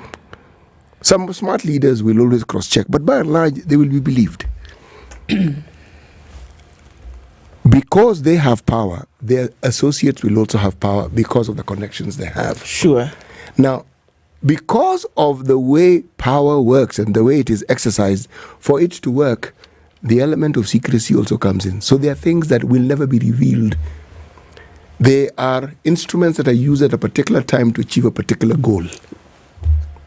Is this an example? Yes, I am going to give an example. If, say, for instance, the president were to go to visit a place, and there are people who, as has happened to our president, seem a little unhappy with his presence. And in some instances, they are jeering. There are those who are jeering, or he's jeered.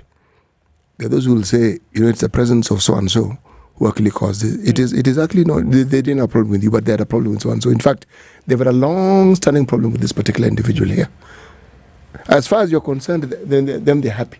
It is something that a leader would also like to hear. No one wants to hear that your people don't want to hear what you have to say. Nobody wants to hear that. Now, when it comes to promises, there are those who say that some of the promises which have not been met equals lies.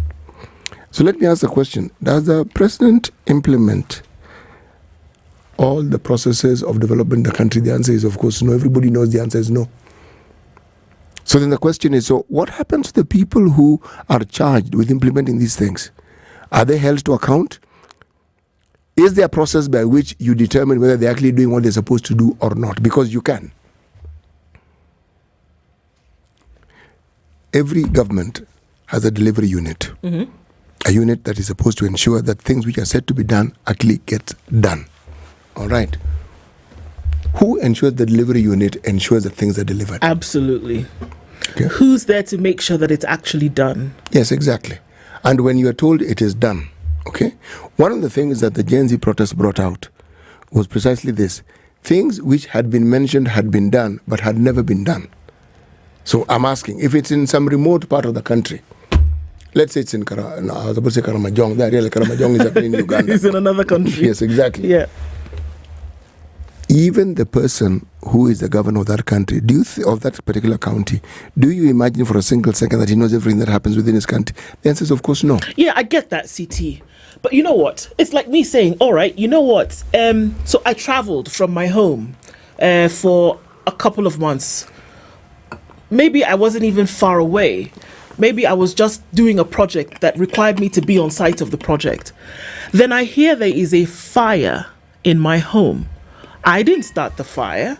I've given somebody an opportunity to take care of it, to make sure that everything is all right. I hear that the fire is burning. I can even smell from where I am. I can smell it. I can see the effects of the damage of the fire. But you know what? I wasn't there. It's my house. I wasn't there. I didn't start the fire. And I've given somebody responsibility to take care of the house. So I'm just going to say, you know what? The people who started the fire, they were doing something that they were not meant to do.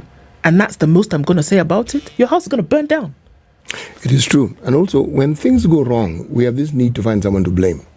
For goodness sake. We have to find someone who we can apportion the blame to.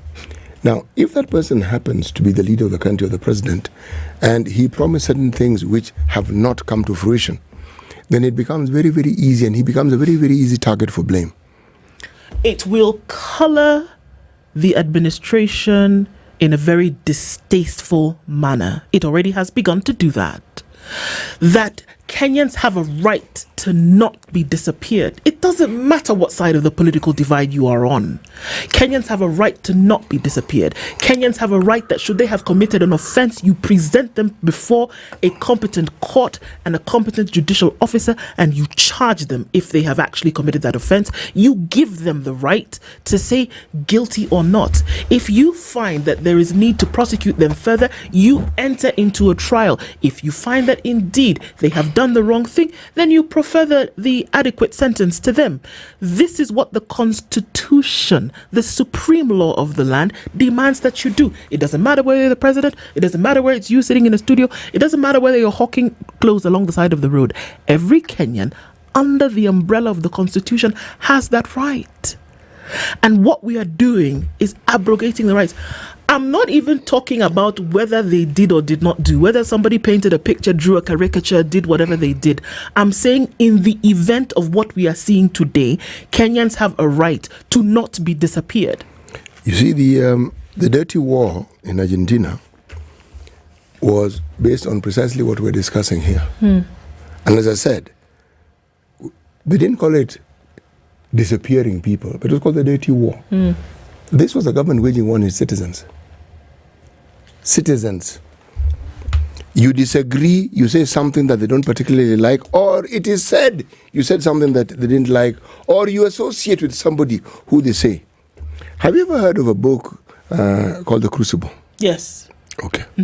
What was it about? Well, it was many things, but essentially... Allegorically, it was about the issues of communism in America in the 1950s.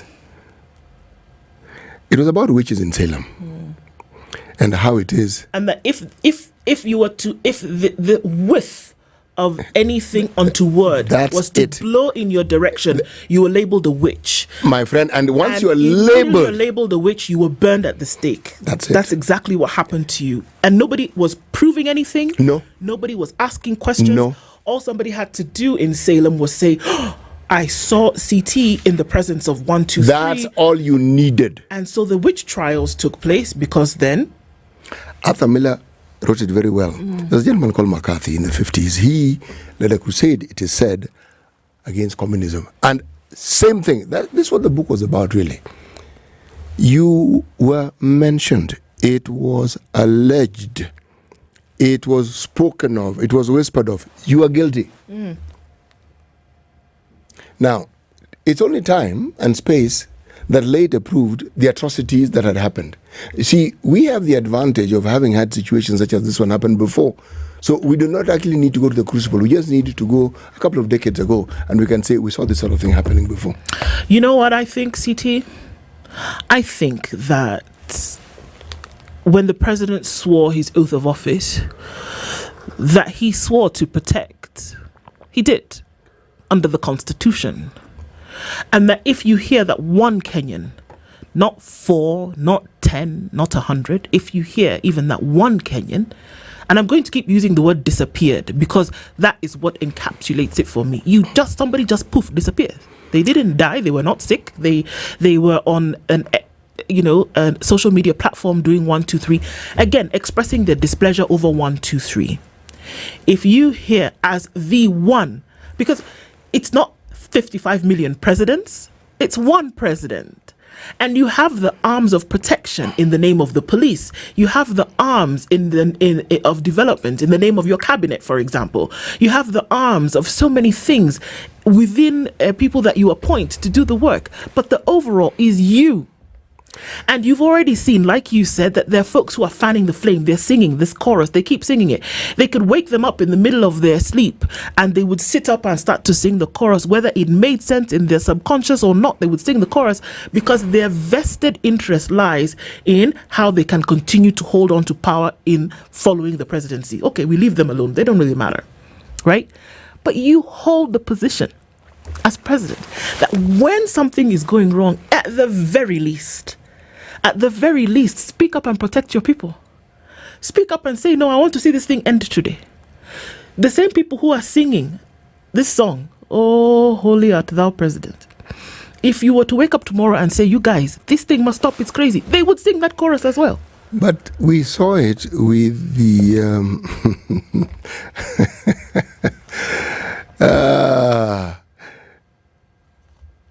Mbadi and Wandai were appointed to office. A week or two prior to that, if you listened to what they were saying about the government, they were pointing out the things that they felt needed to be pointed out. Yeah. Okay? When they got in, that tune changed immediately.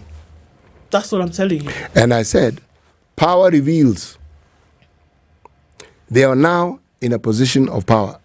In Kenya, speak, when you are in government, you are in power. Okay? You are in serikali. And once you're there, it's like a metamorphosis. You change. What changed? Did the person change? Did their views change? Or is it that there's this understanding that if you're in a position of power, you must conduct yourself in a certain manner, even if it flies in the face of the very thing people identified you with for the longest possible time? You see, when I say that there are things the president does not know, this is not to absolve the president from what is happening. It is simply a fact that there is no leader who will know everything that is happening in the country. Okay, CT, very simply, the ABCs of this thing. Do you think the president knows that abductions are happening? Of course he does. Yes, he does. Do you think that the president knows that these people who were abducted were on X doing caricatures? Of course he knows those details. And there are people who've been vocal. Of course he does. Do you think the president knows that there are young people who've been out on the streets expressing their displeasure? He does. He does. So at the very least, he knows.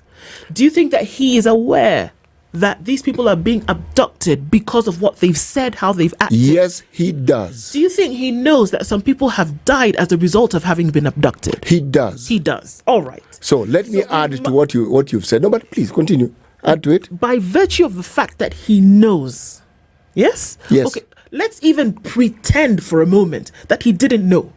But one of his choir girls and boys... That is not what he didn't know. Okay, let's pretend. No, I'm not going to pretend. No. There's a point I'm trying to make here. Okay, so let's pretend. So if we were to pretend that Yes. he was not aware, Yes. but then he was to be made aware by people, they come and say, come on, see, look at what is happening outside. You've gotten to what Look at what is happening. You've So then they even come and tell you. You've actually gotten to what I am saying. That this is what's going on. And then you still... No. Please get my point. It is at the point where everything you've said happens. It is now, you know what is actually happening? That is where the twist comes in. Yes, they have died, but not what you know, not what you said. You said, no, this is what they're reporting. Why do you think there's all these outbursts about the media, about people who are spreading propaganda, about NGOs, about civil society, about bloggers? Where do you think this comes from? It comes from somebody who has gone and said, sir, this is what has happened, but let me just explain to you. These people are blowing this thing out of the water completely. You know what, CT? Yes. For fear of, for even, let me just even say it publicly, realizing the fear or realizing the possibility that I may not make it home by 12 o'clock today, let me tell you something. The reason why you see such outward displeasure about how Kenyans are expressing themselves, so much so that you want to keep them quiet, is because perhaps that there's an element of truth in what it is that they're saying, and it makes you uncomfortable. I want you to pause for a second and listen to what I'm actually telling you. Pause. See, everything you say is true.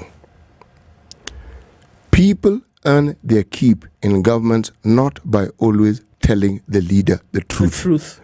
They tell the leader what they think the leader wants to hear. Which is a lie. That is really the point I am making. So when I say the leader may not know what's happening, I mean precisely that, because he has to be told. He's not omnipresent. He's not omniscient. He has to be told. It's in the telling that the twist comes in. Okay, Sawa. The choir people are not telling the president what's happening, but Kenyans are telling him what's happening. He knows. He even danced to the song on New Year's Eve. Where do those things come from? Where are the labels coming from? People didn't just sit up and say, okay, this guy is doing a fantastic job, let's label him this. No, it's coming from somewhere. Let's say that his choir boys and girls did not tell him. Kenyans are telling you. They're letting you know what they feel. How do you then not do something about it when those people who are letting you know what they feel are now being disappeared, and then you say nothing about it? For me, the litmus test here would be, all right, guys, how then do we solve these issues? But if you're so worried about what people are saying about you that you would rather shut them up than do something about the problem, then I think there is a much bigger problem than we're even able to look at. One of the things that people do when they face the problem that they consider insurmountable, they find alternative ways of understanding that particular problem. And the people who are smack genius at explaining it away. Because how do you explain a situation where we have a problem that seems to be getting worse, and you're asking, are they not seeing it? So what are they seeing? What are they seeing? Are they seeing what we're seeing? Do they understand what we understand?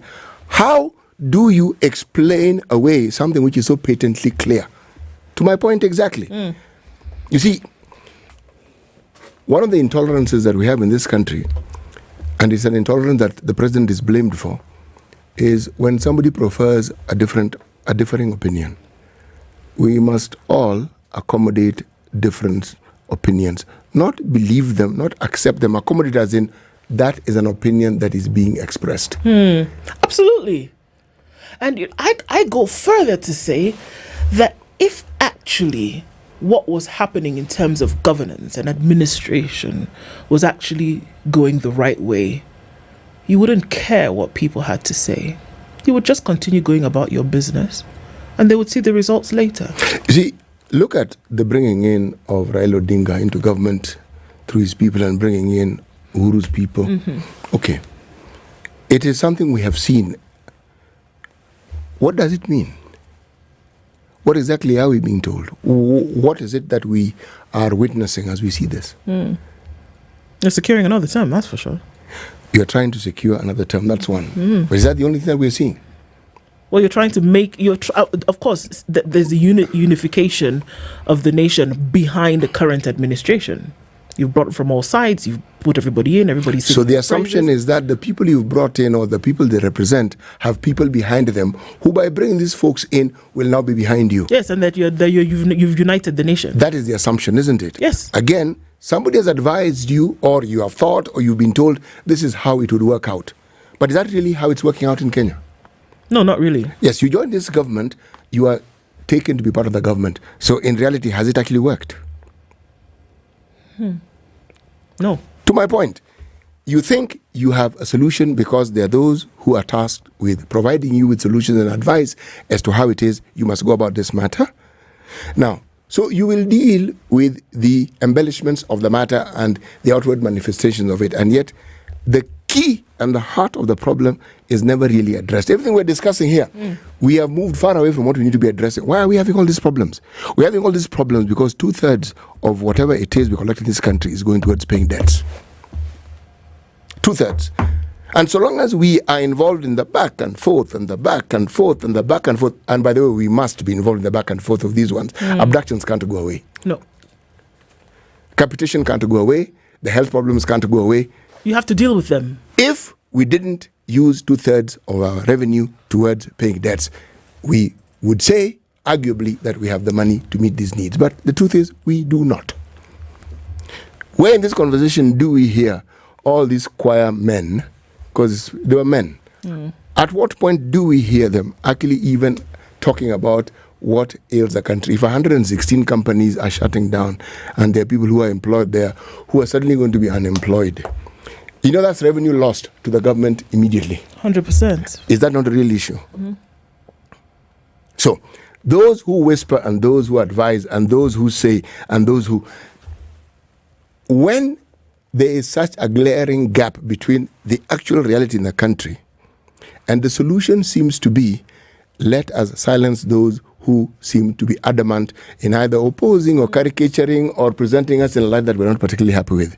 Now, let me ask you, is it the person who is in charge who missed the boat, or is it the people who advise him who probably don't even know that the boat exists? I think they're all in the ocean swimming for their lives. I think the boat left them a long time ago. They jumped out of the boat. And I think they jumped out of the boat, all of them together. That you can see things are going south in such a quick manner and in such a dangerous manner, and you choose not to do anything about it. And I say choose very specifically, that you choose not to do anything about it. That mothers and fathers and wives and brothers and sisters are crying, and that they are scared that their kith and kin have disappeared under the cover of a nation that has sworn to protect them no matter what. That's a problem. And that rather than deal with that, because you could deal with it in a day, rather than deal with that, you choose that the angle that you're going to take is to get rid of them or to say that, you know, the freedoms that you possess are really not freedoms. And the other problems that are about to knock you off your balance are so many and so huge and so severe that you choose not to deal with them. And yet we want to say that this is the thinking of just one person who has sat and has decided this is what he's going to do and doesn't listen to his advice. And I'm saying that doesn't happen. No. There is always someone that even the one person you think doesn't listen to anybody listens to. There always is. Not a person, persons whom they listen to. Of what benefit would it be to listen to this person vis-a-vis the cries of Kenyans? The cries of Kenyans are not of importance. When you're in a position of leadership where you've bucked the tide successfully, nothing stops you from thinking you can continue bucking the tide, is it? If you look at our president, the ICC case was considered to be a deal breaker, so to speak. The presidency that he won was considered to be something that was a near impossibility. Yeah. This man has been able to buck the tide. The very things that were said could not happen, happened. Now, when you are an advisor to such a person, what is it that you're going to tell this person? What will you advise him? What will you tell him? When he can see that he has gone against the odds and has succeeded. One must ask the questions. It's heavy stuff that we continue to talk about.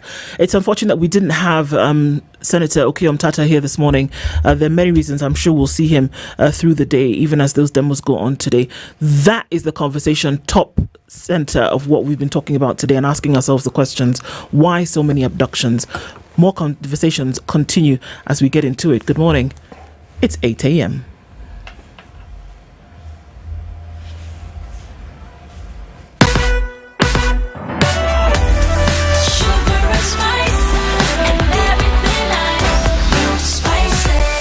Spice up your life.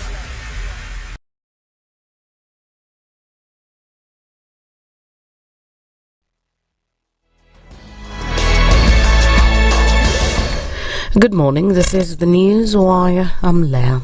Learners in basic education institutions across the country have begun the first term of the 2025 academic calendar today.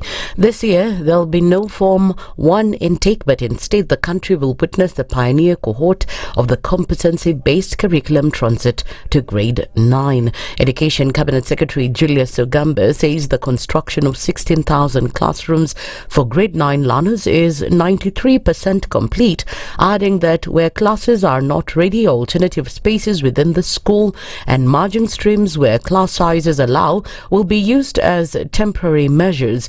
Basic Education PS Belio Kipsang on his part says over 9.9 million copies of grade 9 textbooks have been printed and 86% distributed, adding that the current JSS teachers are capable of handling first term while TSC plans to recruit others. I want to confirm that for grade 9 books, they have all been printed. 9.9 million books have been printed for grade 9. Distribution has been going on. I'm told 85% of the schools have received their books. As we talk today, we have more than 80,000 teachers in our junior schools to be able to take care of our kids. We are aware that what we require is around more than 140,000. But as we progress, we shall ensure that all these teachers who are required by our learners are available for them. Meanwhile, the shortage of PSVs is evident at various bus stations as students in various areas return to school. Bus fare from Kitale to Nairobi has doubled, while that from Kitale to Kakamega remains at 500 shillings and Kisumu at 700 shillings. Drivers who spoke to Radio Maisha say some passengers will be forced to wait for PSVs until evening despite paying their fares in advance.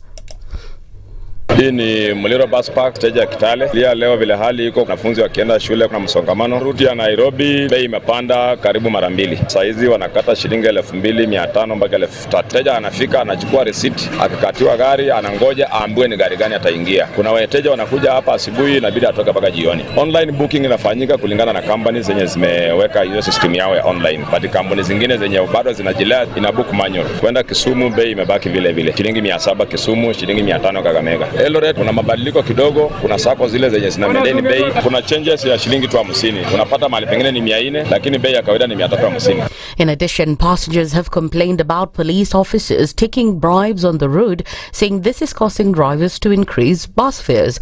They have called for enhanced security to prevent gangs from attacking them on the Kitale-Lodwar road, which has been plagued by insecurity. Saizi niko stage ya Kitale kwenda Lodwar Kakuma. Kwa saizi usafiri ni ngumu sana. Magari ni kidogo, watu ni wengi sana na wamejaa. Kama mimi saizi niko car number 5. Kama register up to car number 15. So far gari number 3 ndio imeenda Lodwar. Kama kusafiri kwangu naweza toka hapa kama kitu saa 6 saa 7. Nauli imepanda. Tulikuwa tunapanda na shilingi 1300 mpaka Lodwar. Imefika mpaka 1500. Ilikuwa 1800 mpaka Kakuma, saizi ni 2000. Wito wangu kwa usafiri wa saa katikati ya Kainuku na Kalimoro yafaa magari yafuatane. Ndio at least security iwe. Huu msimu ndio ule msimu wa majangili utaka watu nyara kwa nyang'anya pesa, kuwafanya vitu mbaya. A 32-year-old woman has died after she was attacked and mauled by a crocodile at Kopiata Beach in Sigei County last evening. The woman, who has been identified as Elizabeth Okech, had gone to fetch water at the beach on the shores of Lake Victoria when she met her untimely death. Acting Assistant Chief Esau Oduru said the woman was with her daughter and had already filled 4 out of the 6 jerrycans they had when she was attacked by the crocodile. The daughter, who was in heart, raised alarm before members of the public rushed to the beach, though efforts to rescue her mother bore no fruit. And in the international scene, a state of emergency has been declared in 7 U.S. states, including Kentucky, Virginia, Kansas, Arkansas, and Missouri. Conditions on roads have already deteriorated, with poor weather leading to crashes involving lorries and cars, as well as a fire truck rolling over in Kansas, according to State Highway Patrol Trooper Ben Gardner. Parts of the U.S. and accustomed to severe cold, including Mississippi and Florida, have been warned to expect more worse conditions. As the storm moves east, millions more Americans will see record low temperatures. That's the News Wire. I'm Leah Ubaga.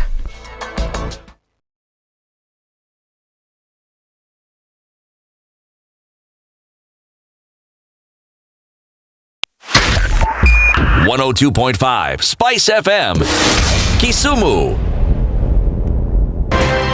Patrick Lodge Otieno Lumumba, karibu sana. Asante sana. CT Muga opposite. Ukisikiliza namna hii unasikia opposite. The Situation Room, Spice. The only way to start your day.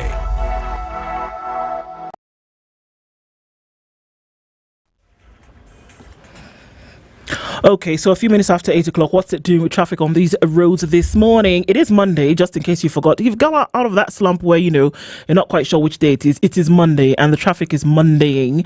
Not much happening until you get off of Waiaki Way, just past that Loresho junction, and you're trying to get out to past Mountain View, out towards the Westlands area. You're not going to do too badly there. There's a little bit of traffic that's coming off of James Gishuru, but nothing to worry about over the drift and then through towards the Red Hill Link Road. You're all right. Folks coming through from Gigiri out towards Limuru Road, you'll find some traffic on Limuru Road getting into the city, and we're also seeing some traffic as you get through towards the CBD via Parklands. On the Thika Superhighway, traffic is building and it's doing the thing. Really heavy traffic on Survey as you go around Muthaiga Square, and some of that traffic that was on Kiambu Road now is starting to diminish, so yay for that. Very busy on Juja Road getting towards Ring Road and Ngara, and then out towards the Globe Cinema roundabout. Landis Road very busy, as it's also touching a little bit on Haile Selassie. In and outbound traffic is doing the thing this morning. Uhuru Highway will be a victim this morning because all roads then leading to the CBD are touching on Uhuru Highway. We're on traffic hour, and look at what's happening coming around North Airport Road. That's busy coming off the Eastern Bypass as well. Talk to me, SpiceFM KE on X, hashtag the Situation Room. This is the Situation Room, the only way to start your online, mobile, mature, intelligent talk every morning. Spice up yourself.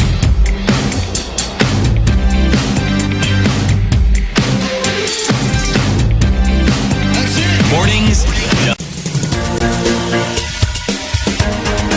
This is The Situation Room, the home of hard-hitting political commentary and penetrating insights about the state of the nation. This is a talk radio experience like no other. The Situation Room, a place for hard truths, debates, and elevated conversations. The Situation Room, witty, political, engaging, deep, controversial. In the room, we have C.T. Muga, researcher, academic, seasoned political observer, a fountain of wisdom in these politically uncertain times. Ndu Okoh, Nigerian by birth, Kenyan by choice, communications expert, Pan-Africanist, a truth seeker and believer in people power, and Eric Latiff, agent provocateur, the man in the chair, seasoned journalist, news hound, a man who believes in punching up, not down.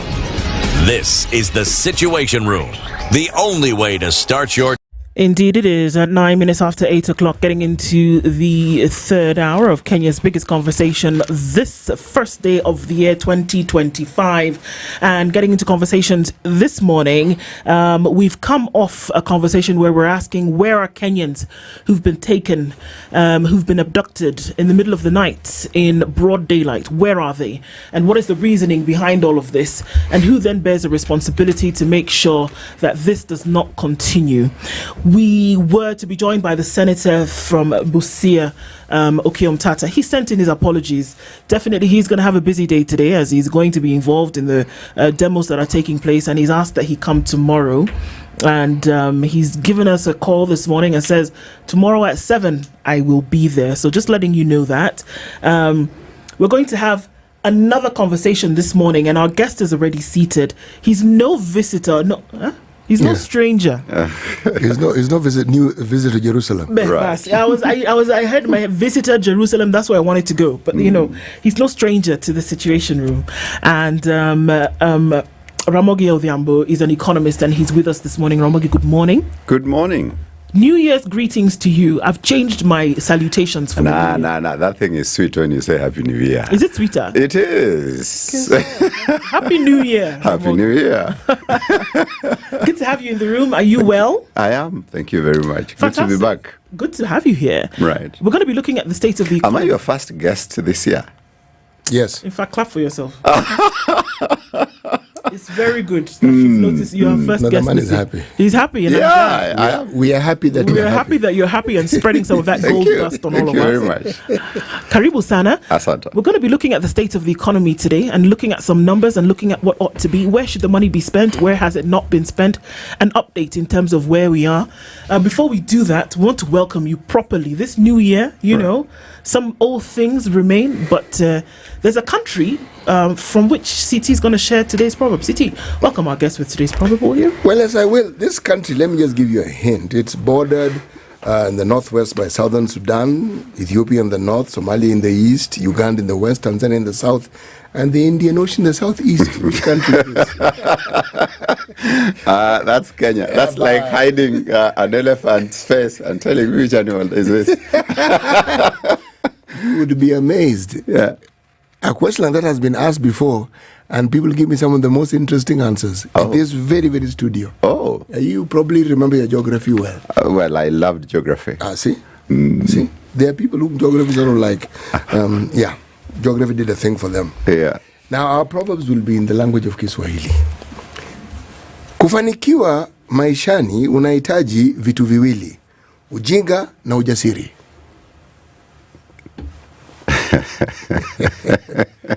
I'm going to leave it to you, man. I learned new words.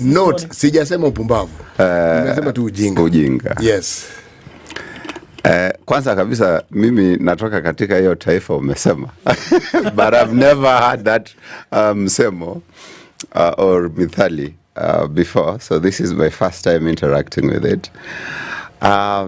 But if I might imagine what the proverb means, to be successful, you need a little bit of foolishness, ujinga, and courage.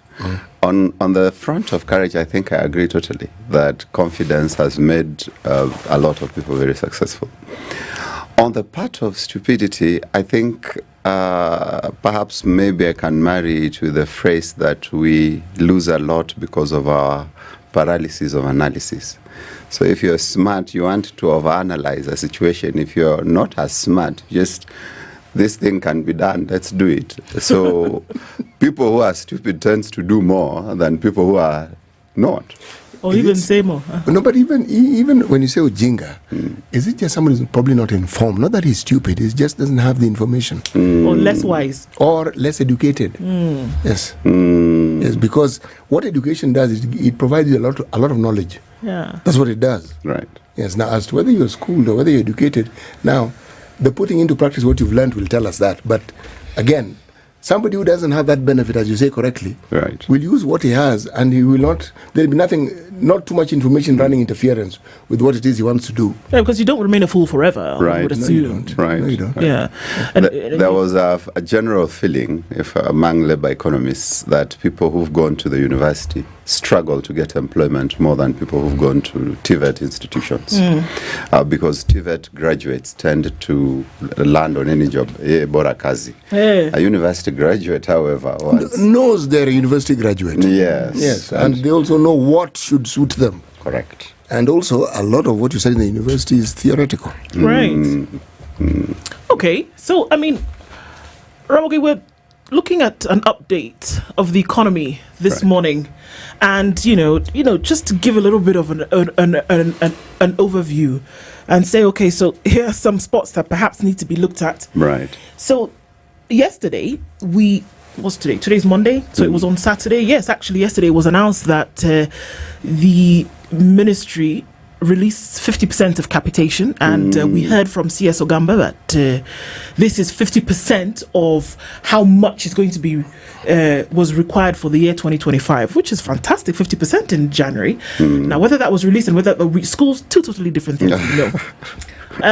We did also hear at the end of last year, which is just 2 short weeks ago, that some counties were yet to pay their staff because all right, cash flow a problem, money hadn't yet come in. We also, have things here and there that were causing issues. The doctors called off their strike really the last minute because they had not been, certain parts of the CBA, which they went back to work for in March, May, had not been fulfilled. And the cash flow issue, another one. Right. Again, going back to education, some teachers have been hired, but not on a permanent and pensionable basis because, again, not enough money to be able to get that done. 16,000 classrooms should have been completed by December 2024. That has not happened. I don't think we've even reached the half mark yet. Again, not enough in terms of money to be able to get that done. And yet, helicopters are flying all over the place. Right. The things that you would think would be given attention to are not. To give an update in terms of what's really happening, the economy not doing too badly, food is a little bit cheaper.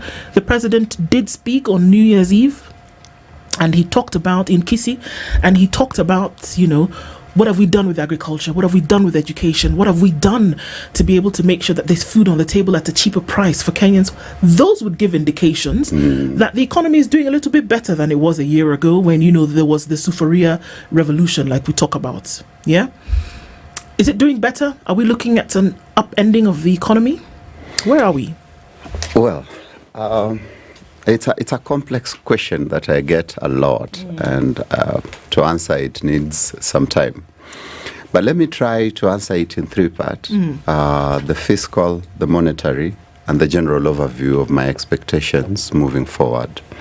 Every economy is a two-winged bird where we have the fiscal policy and the monetary policy. Actually, let me start with the monetary policy because I think it's the easier one. We are doing much better in terms of the inflation figures that we saw in November. It went to 2.8. In December, it came up to 3%, possibly driven by Christmas buying. And that demand drove it up to 3% flat. But if you compare it now with the interest rates are still comparatively high, around 11.5%. Our expectations in the coming coming year is that the Monetary Policy Committee will start to lower the interest rates. I'm trying to avoid monetary easing because last time CT was like, say it as it is. Actually, say monetize it as you like. Yes. So that I can ask you to explain it. Right. Yes, you just say it. Thank you. Yes, yes. The index things will index the other. And the fiscal this will monetize the other. And then I'll ask you now, please explain. Yes. Yeah, so monetary easing is when we start to lower the interest rates, and we expect that to start this year.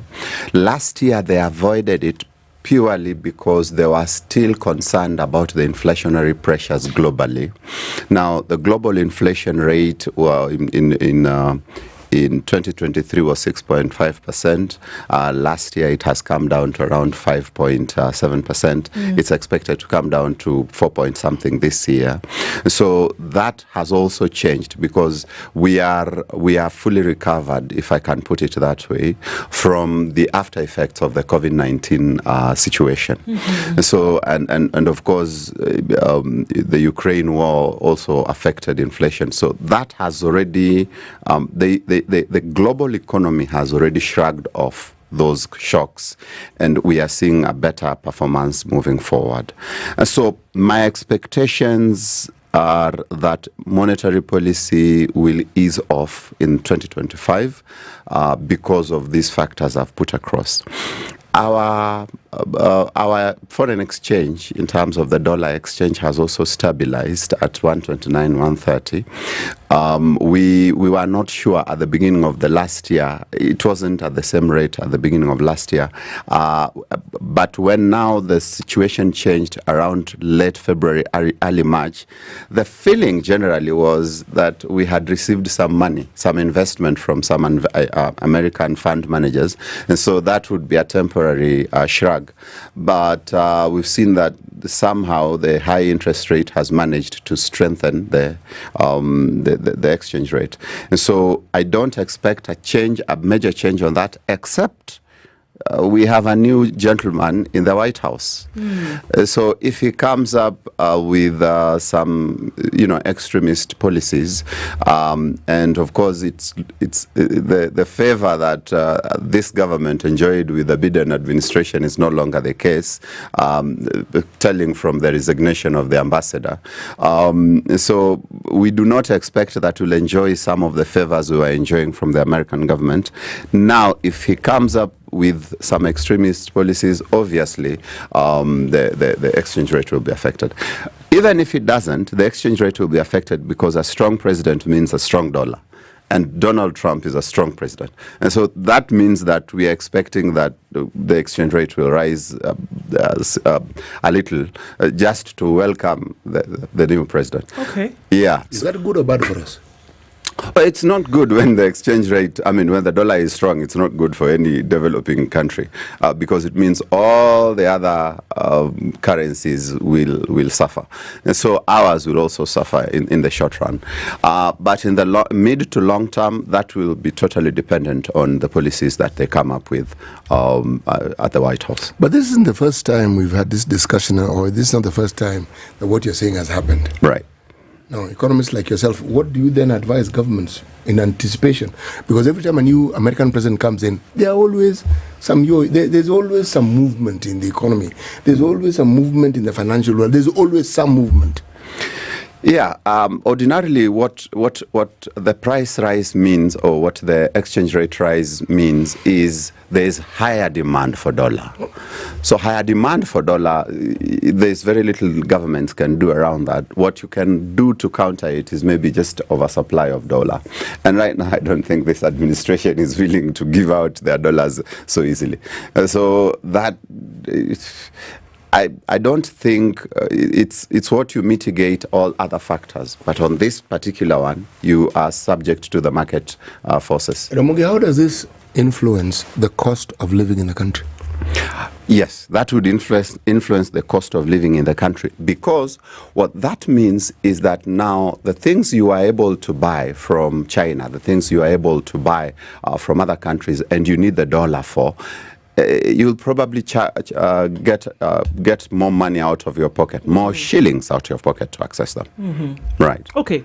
So, I mean, this all sounds very sexy, but at the end of the day, everybody's asking the question, all right, so if I see an economy that is doing really well, that means that I'm able to purchase more. I'm talking about as an individual. I'm not even talking about the policy level, where all the, money heads at Treasury are, crunching the numbers. Right. We're talking about when you get onto the street, when you get into public transport, when you get to the market, when you buy. How does that translate to affect you when we say an economy is doing better? Can we see that translate to 55 million Kenyans doing better in their spend? Monetary policy is doing better. The economy, on the other hand, is a bigger animal. Allow me, that question now sends me to the fiscal policy. I said it's a two-winged bird. There's the monetary and the fiscal. Fiscal simply means tax revenue and the expenditure of the same. Now, this is where the rubber meets the road, because the tax rate is high. The president has denied that our tax rate is high, but businesses are closing down. 116 just closed down a couple of days ago. Right. Individuals are complaining that they are unable to meet some of the needs they were able to meet before. Households are struggling. If you make an overall household analysis, you will realize that things are not the same as they were. There's this thing we call fiscal consolidation that has been advised by the IMF that we pursue. Fiscal consolidation means that we get as much tax as possible from all the areas we can get it, and not leave out any gaps out of it. This will ensure that the tax we receive is able to pay all debts, including IMFs. Hello. And then, but it will also mean that we have a stronger economy because we can spend much better. This, what's the thing against what consolidation? Fiscal consolidation. Okay, now the understanding is that we raise more money, isn't it? Right. Okay. Does that mean we have to tax people more? No. So there is what we call the Laffer curve. The Laffer curve says... How do you spell this? L-A-F-F-E-R. I thought it was L-A-U-G-H. Oh, you are laughing. Funny. It really does sound like a funny curve because I don't understand. So at zero tax rate, I am willing to pay all the tax there is because after all it is zero. At 100%, me and all other Kenyans are unwilling to pay tax because I cannot give all my income. So there needs to be a point of equilibrium where I am willing to pay, but it is also going to make sense to the government. Before that point of equilibrium, you need to raise taxes so that it gets to that point, because anything under, you are collecting less than you can actually collect. Beyond that point of equilibrium, should you raise taxes, you are getting lower money or you are getting lower revenue. Now, we feel that we are beyond the point of equilibrium because the other day, I think Safaricom was told that we need to pay more taxes for our M-Pesa transactions. And then I think they got less money at the end of the year, which tells you that somehow, somewhere, the tax is affecting revenue negatively. When they raised taxes, we started receiving less revenue than what we received before Uhuru came to power. Before Uhuru left power. And so, does higher taxes always mean higher tax collection? The definite answer is no.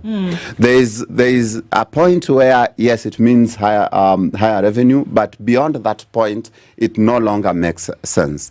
And so while, of course, the fiscal consolidation is recommending higher taxes, the results, however, have been negative. So it sounds like it's counterintuitive. It is. So here you say that you want to be able to collect more in order to be able to do 1, 2, 3, but the measures that you put in place to collect this seem to be burdensome to the people that you're collecting from, because they're not going to buy, number one, because they're burdened. Right. So you're not going to be able to collect from there. They're not going to be active in those circles. So it kind of, one knocks out the other, right? It does. And the other thing we've also seen, and I was having a conversation the other day about more Kenyans now going back to cash-based transaction, because you don't want KRA looking at your M-Pesa and saying this guy has money. Yes. And because that means more taxes. Tax evasion comes when people feel like they are paying too much taxes, or when they feel that the taxes they are paying no longer make any difference to their welfare. Okay. And I think that's where we are. So in terms of fiscal policy, we are not doing as good as we should. But it's not just in terms of collection, it's also in terms of expenditure. Are we spending in areas that are a priority for the country? If you'd realize that, for example, when this administration came, they said they are going to spend in agriculture, they are going to spend in small and micro enterprises. If that expenditure program were to be put in place, then we would be somewhere today. The cost of food would have gone down and we would have made a lot of sense. No, come on. The president gave a speech on New Year's Eve, and one of the things that he mentioned, because I watched it, one of the things that he mentioned was agriculture that you've just mentioned now, and he said tulileta mbolea ilikuwa 7,000, sasa iko 2,000 something. Kila mtu alipata mbolea. Wacha hizi stories za siasa, watu ambao wamesema there's no whatever. Right. He talked about that. He said that food is cheaper in the country. He said that. So is that not a direct translation? Hold on to that thought. Just hold on to that, because I want to bring in another number for you. Okay. I have so many questions, and I know we're going to break in just a little bit, but let me just ask it like this. The target for KRA in 2024 was 2.74 trillion shillings. Right? They registered an 11.1% growth in collection. Right? 2.74 trillion shillings, of course, is not the amount on the budget. It's less by about, give or take, 1 trillion shillings. Right? Yeah.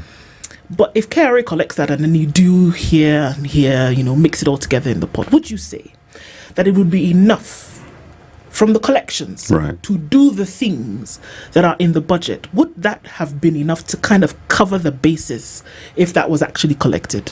I'm going somewhere with this. Yeah. Would that be enough? 2.47 trillion shillings was KRA's target in 2024. Yeah.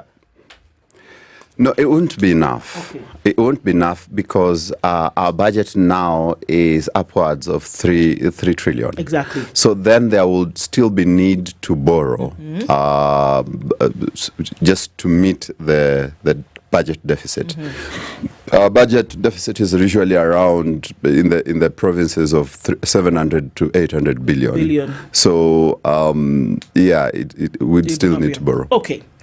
Now, coming back to what I asked you to hold, you said that if we saw that there was a progression in the areas of agriculture and small business, SMEs, and MSMEs rather, if we saw that there was progression in those areas, then we would be able to say that, yes, this is actually working properly. Right. How do you ensure that between the monetary and fiscal, you actually see one translating to another? Right. If you see that on the global scale, things are working very well, inflation is down, things are happening, how do you get that to translate to CT's question of the table and the fork and the knife? How do you get to see that it's happening there and it is also happening here? Because people have said inflation is down, fantastic, but I cannot pay school fees for my children. I cannot buy food 3 meals a day. And I'm out of a job. And I don't have a job. I walk to where I'm going. Yeah. How do we say it's doing fantastically? People are clapping for you in front. You're wearing a golden dress, but behind it's dirty. How? I think that's a very good question, and it's a very pertinent question that we've had conversations around with the national government saying that inflation rates have gone down, and so Kenyans should clap and be happy, while Kenyans, on the other hand, saying, no, we are not happy because we are unable to pay. And it boils down to this one thing we call income taxes. Those Kenyans with income are burdened by taxes, so they no longer have disposable income to spend. If at some point you had 200 shillings, but the cost of unga is 150, you can still buy that unga with your 150 and remain with 50 bob. If, however, we've taxed you significantly, but we've dropped the cost of unga to 120, however, your income now is 80 shillings. Yes, the cost of unga has gone down, but I don't have the buying power to access the unga. So that's where we are. We no longer have the buying power. And so that's why Mwananchi is feeling like those are very rosy statements, but I still don't have the buying power. Now, how you sort that is twofold. One, you lower the cost of money. And you lower the cost of money, you lower the interest rate, so that then more and more people are able to access money to invest. And this investment creates employment, this investment creates circulation of money, and what we call the multiplier effect. The second thing you do is you lower the taxes, so that then you release more money into people's pockets. Because if I am paying half of my income to the government, it means then that there are things that I will have to forego. And so the new cabinet secretary promised that he will lower taxes. And then he comes up with the tax amendment bills of 2024 that seemed to mirror, Finance Bill 2024. So it's like bringing Finance Bill 2024 through the back door. So we've not seen a commitment, we've not seen a fulfillment of some of those commitments to lower taxes. And for as long as the tax rate is high and the interest rate is high, Kenyans will continue to complain that they don't have money, even though your inflation rates are good. Okay, let's take a break on that note. CT's breathing in because he has a question, but we'll take a break and come back and continue with that. Economist Ramogi Odhiambo is our guest this hour, and we're looking at an update of the economy and asking ourselves the question, okay, so where is Kenya at this point, and what needs to actually be done to ensure that we are getting on top of things, really? We'll take a look at weather and traffic, and we'll be back right after this.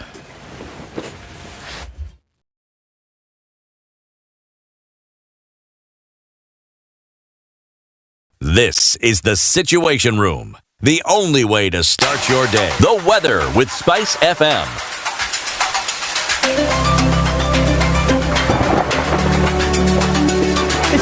And sunny in Nairobi, we'll see highs of 24 and we'll see highs of 28. In 8 sunny Nakuru at 17, it's 14 and sunny in Nyeri with highs of 27, while in Eldoret at 15, sunny conditions going to highs of 26 and lows of 10. It's sunny at 27 in Mombasa with highs of 31, and we'll see highs of 31 as well in a mostly sunny Malindi at 27. Sunny at 23 in Kisumu, going to highs of 31 and lows of 19. It's 20 and sunny in Kakamega with highs of 32 and lows of 14. We're looking into a sunny Kampala at 22 with highs of 29, while in Dar es Salaam at 28 it's sunny with highs of 32. Johannesburg is mostly sunny at 18 with highs of 22 and lows of 17. And we're looking into a sunny Mogadishu at 25 with highs of 31. Addis Ababa at 12 is sunny with highs of 24, and Lagos at 27 is partly cloudy with highs of 33. And Kinshasa cloudy at 25, going to highs of 30 and lows of 24.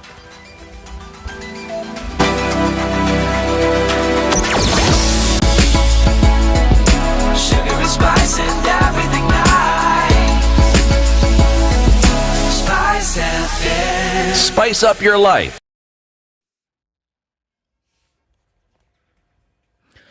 Quick screen grab shows that there is traffic on Outer Ring, and it's coming out towards North Airport Road. Inbound traffic on Outer Ring as well is pretty busy this morning. North Airport Road will take you through towards the Cabanas interchange with very little headache, so that's all right. There is some traffic on the Eastern Bypass, but it's all moving, so yay for that. As you then get into the CBD, you'll find traffic on Land is really heavy, getting towards Haile Selassie in and outbound. Juja Road we saw before, very heavy as well. It's starting to reduce significantly on the Thika Super Highway. We're just seeing a little bit of that coming through from Kiambu Road at Muthaiga Square. So that's okay. Traffic then on Muranga Road getting towards the Globe Cinema roundabout is busy right about now. But apart from that, I think we've done really well with traffic. We're still in traffic hour, so let's see what happens as we get closer to 9. And of course, we'll talk on SpiceFM KE on X, #The Situation Room. Mature, intelligent talk every morning. Spice up yourself.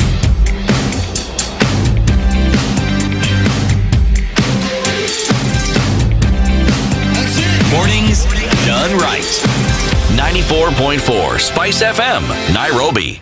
It's 22 minutes to the top of the hour. Economist Ramogi Odhiambo is our guest this hour. An update on Kenya's economy and where we are. CT? You know, the question that has been on my mind for a very long time is, how do we slay this particular dragon? What needs to be done to incentivize people to pay taxes? More importantly, what needs to be done to ensure that people have money from which we can actually tax them? Because if what we are seeing is a downturn in the economy, which is what we're seeing, and jobs are being lost, which means people don't have money. If they don't have money, there's nothing to tax.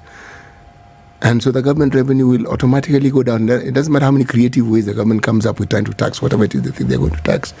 How do you get to incentivize people to pay their taxes? That's a good question. I think there is some panacea. There is somewhere we can borrow. When Kibaki came to power in 2002, what they did is they made money available, so that then that drove up investment. And I've mentioned this, that investment creates employment creates income creates savings create investment. So it's a cycle. So you want to focus your attention on as much investment as possible needs to be made in that economy. An economy is driven by investment. Now, for that to happen, you need to work on two things. One, you need to ensure that money is availed to people through lower interest rates and good policies. But the second thing that you need to work on is the tax that we have been talking about needs to be reasonable. When you have tax, you tax everything that is there, especially in a growing economy like ours, and where there is a lot of dependencies. You see, your income is not just your income. Your income is depended upon by a host of other Kenyans as well, who are hoping that CT will send them something to survive. So, and that's a fact, yeah. And so then that means we cannot tax our people the same way they do in the West. For us to be able to appreciate and tax and pay tax the way these guys want, there has to be investment, and that needs to make that means that the tax rate need to come down, and that means that the interest rate needs to come down. Is that what stops Kenya from being an investment-heavy economy? Is that what stops it from being, an investment inviter? Yes and no, but the no part is we are also corrupt. Oh yeah. You bring money and someone in government asks you for a kickback. You go elsewhere where they are ready to accept investment, and there is no such request. Obviously, you will go to where there is no such requests.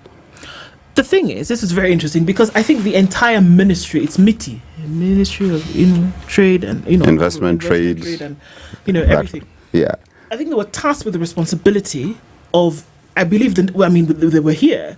The number that they gave us was in the trillions of shillings, in the millions of dollars, in terms of the open arm request now that Kenya is actively bringing investment.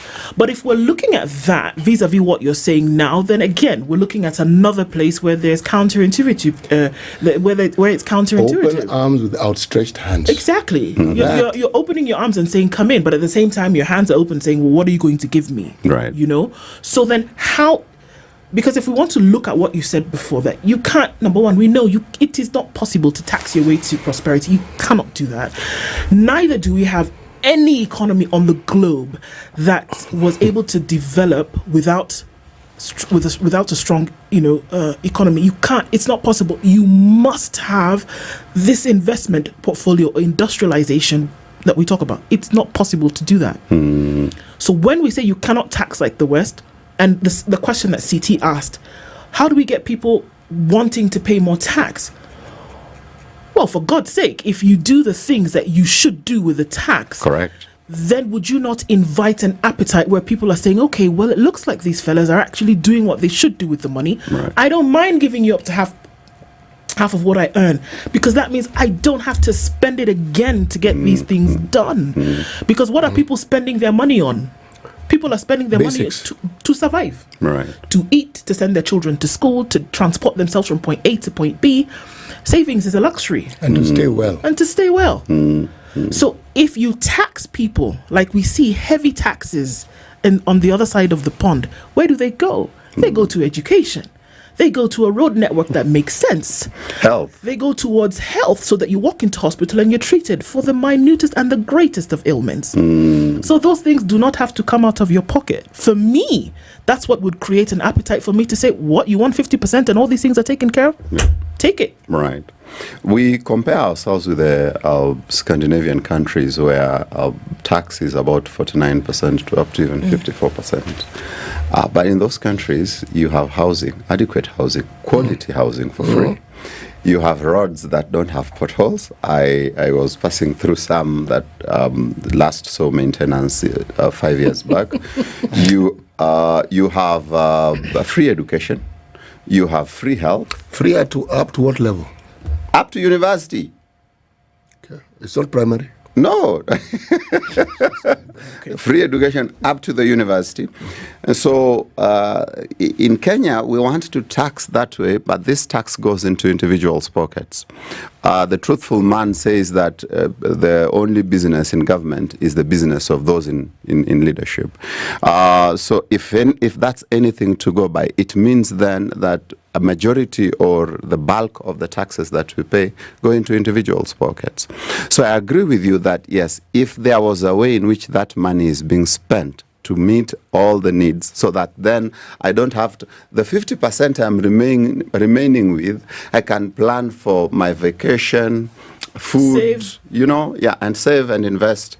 That would make sense. That would make a lot of sense to Kenyans to pay more taxes. Okay. How then do you justify an austerity doctrine, an austerity perspective about the economy, when every known research, every known thinking has debunked it continuously, and yet somebody's still prescribing it? It's something I find puzzling. Well, the economists in government are interesting. Let me tell you my thought as for where we are right now in terms of the economy, whether it's austerity, whether it's fiscal consolidation, whether it's spending in agriculture or education or health. We do not have a clear direction on this is where the economy needs to go. That is the problem. So it's like, just try this one. We don't have a policy. We do not have a clear direction on this is where the economy is supposed to go. Let me ask the question again. We do not have a policy, or is our policy confused? It is all over the place. It's a mashup of many micro policies that do not speak the same language towards where we want to go.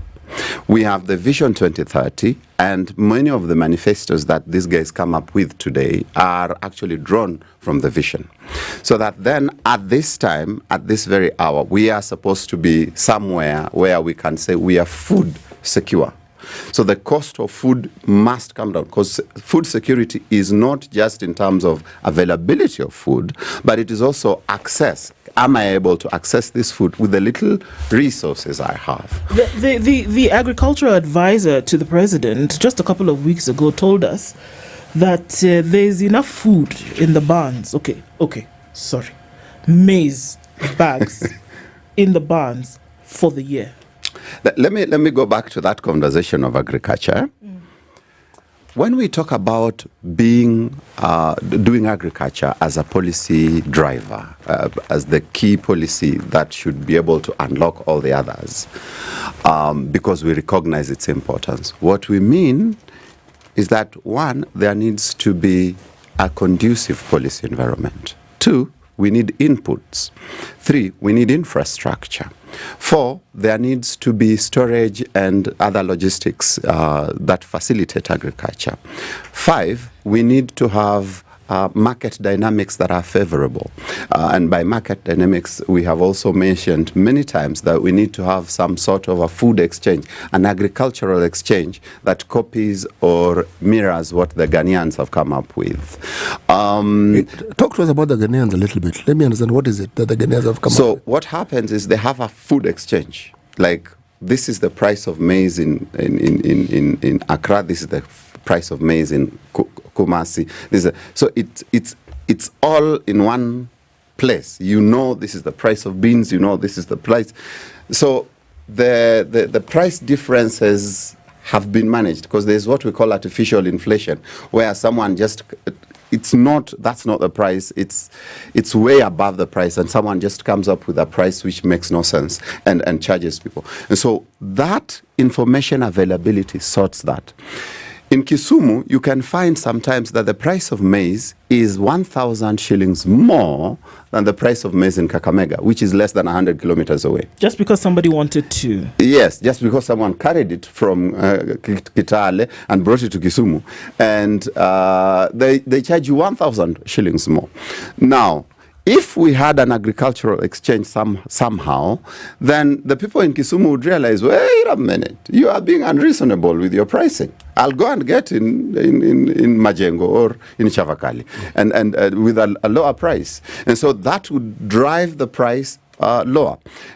1,000 shillings might look small in the short run, but 1,000 shillings against 1 million bags, that's around 7 billion shillings. If you said we are using 1 billion bag in 1 million bag in a month, man, that's 84 billion in a year.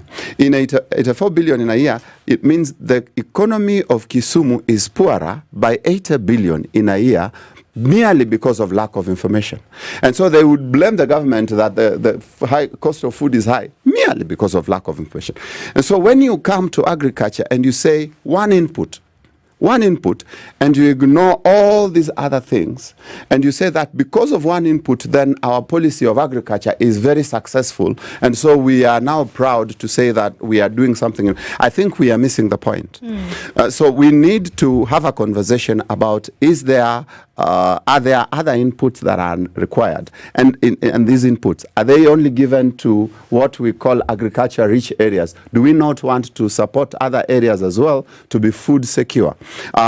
We also need to go into the market dynamics, and some of them have said, like the exchange. We also need to go into storage, because there are places where we still don't have storage facilities for agricultural products. So all these things need to come together. There is no clarity on that. There is also no clarity on the country aggregation, CAIP, the one that the former Minister for Trade came up with. It's no longer there. And so you find that these people came, they had ideas, some of these ideas have been shelved, and so there is just no direction. Everybody comes with new ideas. The new guys don't have new ideas. They are just all over. Okay. I hear the plans, and this is the thing, we hear the plans, and like we said, there are folks at Treasury, I think, who are brilliant minds, who are crunching the numbers. The budgeting process started in September 2024, and we'll hear about it come, end of May, June 2025. The policy, maybe struggling on crutches with a bandage over its eye, but it's there, there's some kind of policy there. But can all of these things come to fruition when for every 100 shillings, for example, 70 shillings goes towards debt? The debt burden is huge on Kenya at the moment. Can you really develop economically with such a huge debt burden?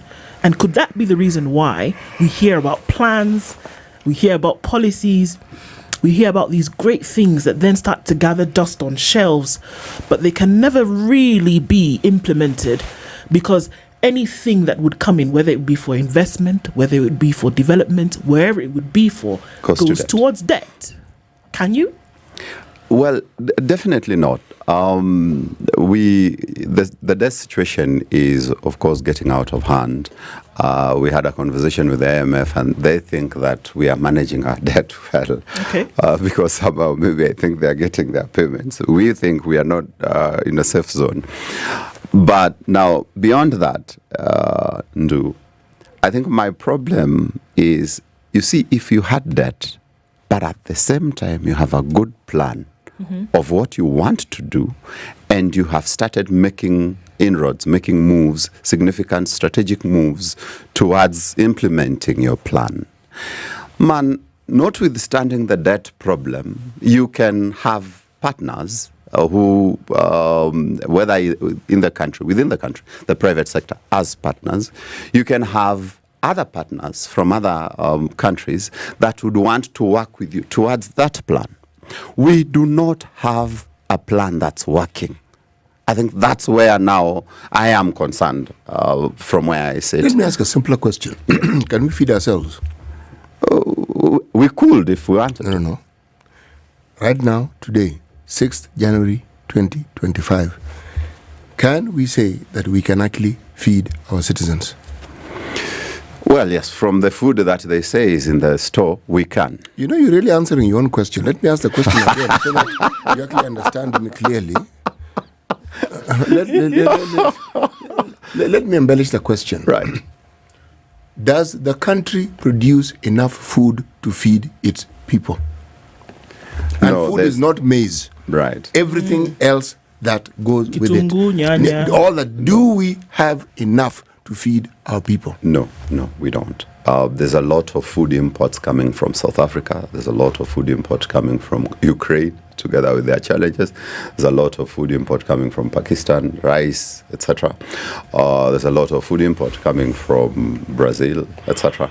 So, no, we don't. And Egypt, actually. Egypt gives us a lot of fruits. Okay, so we do not. We do not. So if we do not, and we are not able to feed our people, what then are we able to do? Because it doesn't get more fundamental. Right. Feeding. Right. What then are we able to do? Right.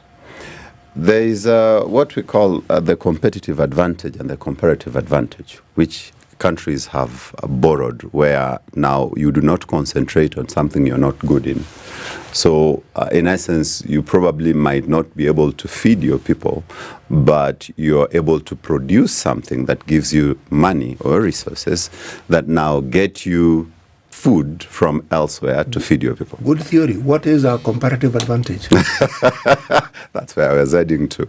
So, assuming, for example, that our comparative advantage would be industry, then we would say we are industrializing, we are producing phones, we are producing cars. Are we? We are not. We are not. I am theorizing so that at least I get how to answer you, because you're asking me a question that a government operative is best placed to answer. An economist is an economist. Absolutely. No, I'm wondering why they are making decisions the way they are making decisions, irrespective of the facts as they are right now. Because the facts are that we are supposed to feed our people primarily before we can talk about even employing them. At least let's feed them. But maybe they are thinking comparative advantage, maybe they are thinking competitive advantage. But the question is then, what is our comparative advantage? What is our competitive advantage? If you ask me, from where I sit, we are an agricultural country. Are we? Yes, we are. We are in the tropical. We keep saying we are. What is this thing that we do that makes us an agricultural country? We produce coffee and we produce tea, and then they are taken abroad, and then now they are rebranded and they are sold. The bulk of our farmers are subsistence farmers. So yes. So we are an agricultural country, and allow me to assert that, because the counties that are agricultural tend to be wealthier than the countries that are not. Because that is that the measure of definition that we use, that there are counties who produce and are wealthier than others, and then you can consolidate that and say Kenya is an agricultural country? We are an agricultural country because it's the mainstay, the main production item. Sure. So everything else emanates from it. From that, we have industries, yes, but they are not not yet where they should be. The production from industries do not really... These industries that we have, which are they exactly? Mabati rolling mills. Oh, wow. So then the point that I'm trying to say is we are comparatively stronger in agriculture, yet we do not produce in agriculture. So that's a big gap. And that's why you'd find that by now we should be food secure, and by now it should be able to be accessed by as many people as possible. And, we have come up with projects like Galana Kulalu, which have since failed because it is important that before we talk about Vision 2030, being successful, being a mid-income country, being industrial, we must be able to feed our people. That has been abandoned. So that then now there's a mashup of policies here and there, and there's no clarity on where we're going. Ramogi, in 1 minute, what would you say is the sole, or at least one that has the lion's share, impediment towards Kenya moving from where it is to then be a progressively developed economy? I think it's mismanagement. It's lack of good governance, lack of leadership. Because if anything about corruption is, if the corruption figures we are seeing are anything to go by, it means that people are in government to do business, to do their own business. So that any policy that is being advanced is what is in it for me, as opposed to what is in it for the country. And if we can shift from that and start electing leaders that are worth their salt, we'll probably make progress. You see that time coming? I hope so. You have Okia tomorrow. You can ask him if he's the guy. No, we will ask him. But as you leave, let me just mention one thing. Right. 8 years of Idi Amin's rule, when Uganda was in turmoil, they could feed their people. It's about making the decision to do certain things, in my opinion, and just decide that you're going to actually get them done. Right. And I think that there you start to see things move. If we look around the world, the people who made decisions about certain things made hard, fast decisions, and they didn't sway from them. And that's why they stand on the feet that they do today. Ramogi Odhiambo, economist, has been with us in an update on the economy, hoping for the marriage between monetary and fiscal, and hopefully it will bear great offspring. Good morning. It's 9 a.m. Thank you. I hope I embodied the courage.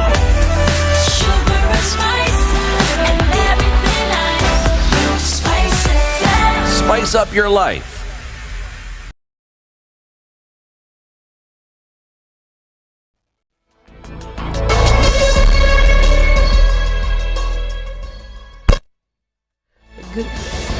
Good morning. This is the News Wire. I'm Lau Ubaga. Peter Muteti, who was abducted on 21st December last year at his apartment outside Nairobi, has been released this morning. His family has confirmed that they are currently with him, although he is quite disoriented and not able to talk and give interviews. 24-year-old Billy Mwangi, who was abducted on the same day as Muteti, has also arrived at his father's home in Majengo Estate and has been taken to hospital for checkup. This event comes as rights activists have vowed to resume street demos to protest the abductions of critics of President William Ruto's government today, with organizers vowing to occupy several towns and cities. Some of the roads they plan to occupy include Uhuru Highway, Mombasa Road, Waiyaki Way, Thika Road, Juja Road, Langata Road, Ngong Road, Kiambu Road and Limuru Road. The latest Kenyans who were abducted and remain missing now include Kibet Bull, Roni Kiplagat, Steve Mbisi and Bernard Kavuli. Police in Kapsabet have arrested former nominated MCA Karen Atieno after her child was found to be the prime suspect behind a gruesome murder committed in Chemase, Nandi County. In the case believed to be an organ harvesting trade, the National Police Service noted that Karen is the mother of the suspect behind the murder of Enoch Kipsang, who was beheaded and his private parts chopped off. Karen was arrested along the Chemelil Miwani Kisumu Road as she was fleeing her residence in fear of being lynched by irate members of the public. Her motor vehicle was also detained at Kapsabet police station. Deputy President Kithure Kindiki has this morning hosted city traders representatives at his official residence in Karen.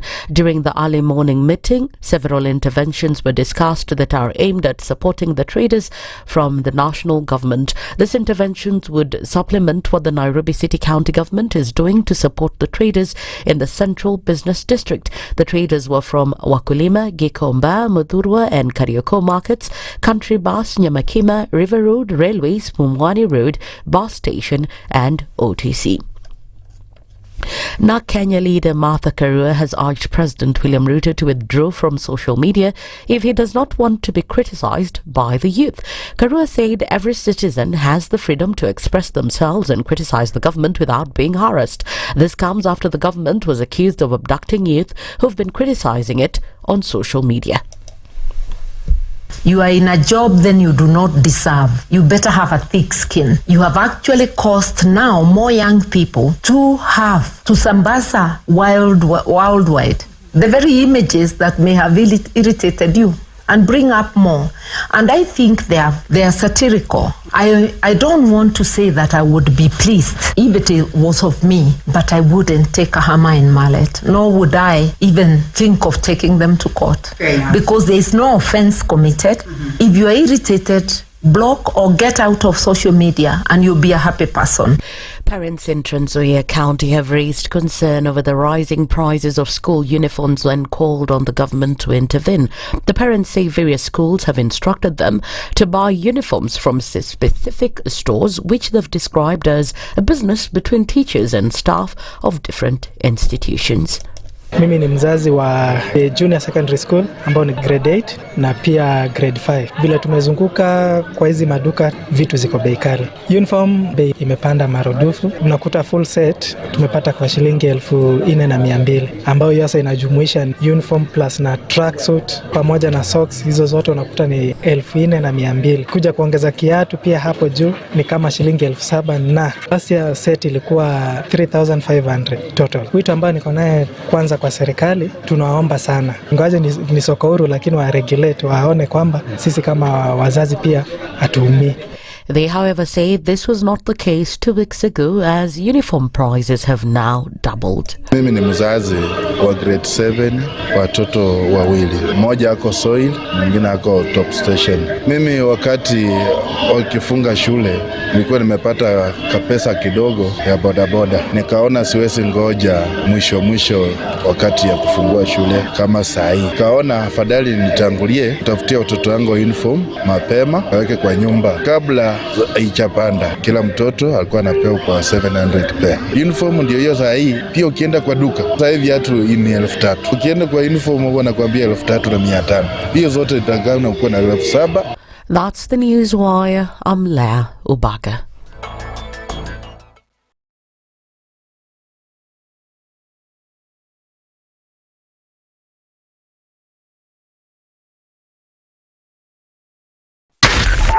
.4 Spice FM, Nairobi.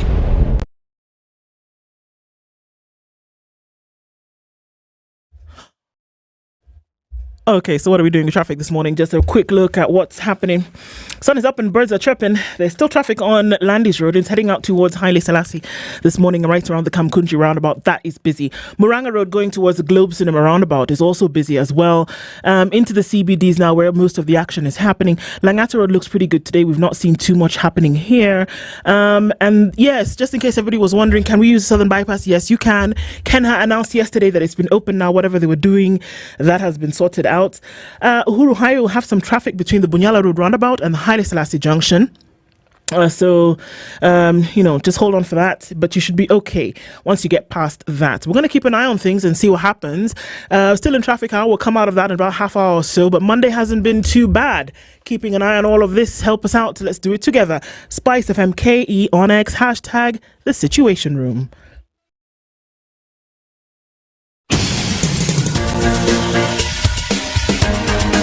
This is The Situation Room, the home of hard-hitting political commentary and penetrating insights about the state of the nation. This is a talk radio experience like no other. The Situation Room, a place for hard truths, debates, and elevated conversations. The Situation Room, witty, political, engaging, deep, controversial. In the room, we have C.T. Muga, researcher, academic, seasoned political observer, a fountain of wisdom in these politically uncertain times. Ndu Okoh, Nigerian by birth, Kenyan by choice, communications expert, Pan-Africanist, a truth seeker and believer in people power, and Eric Latiff, agent provocateur, the man in the chair, seasoned journalist, news hound, a man who believes in punching up, not down.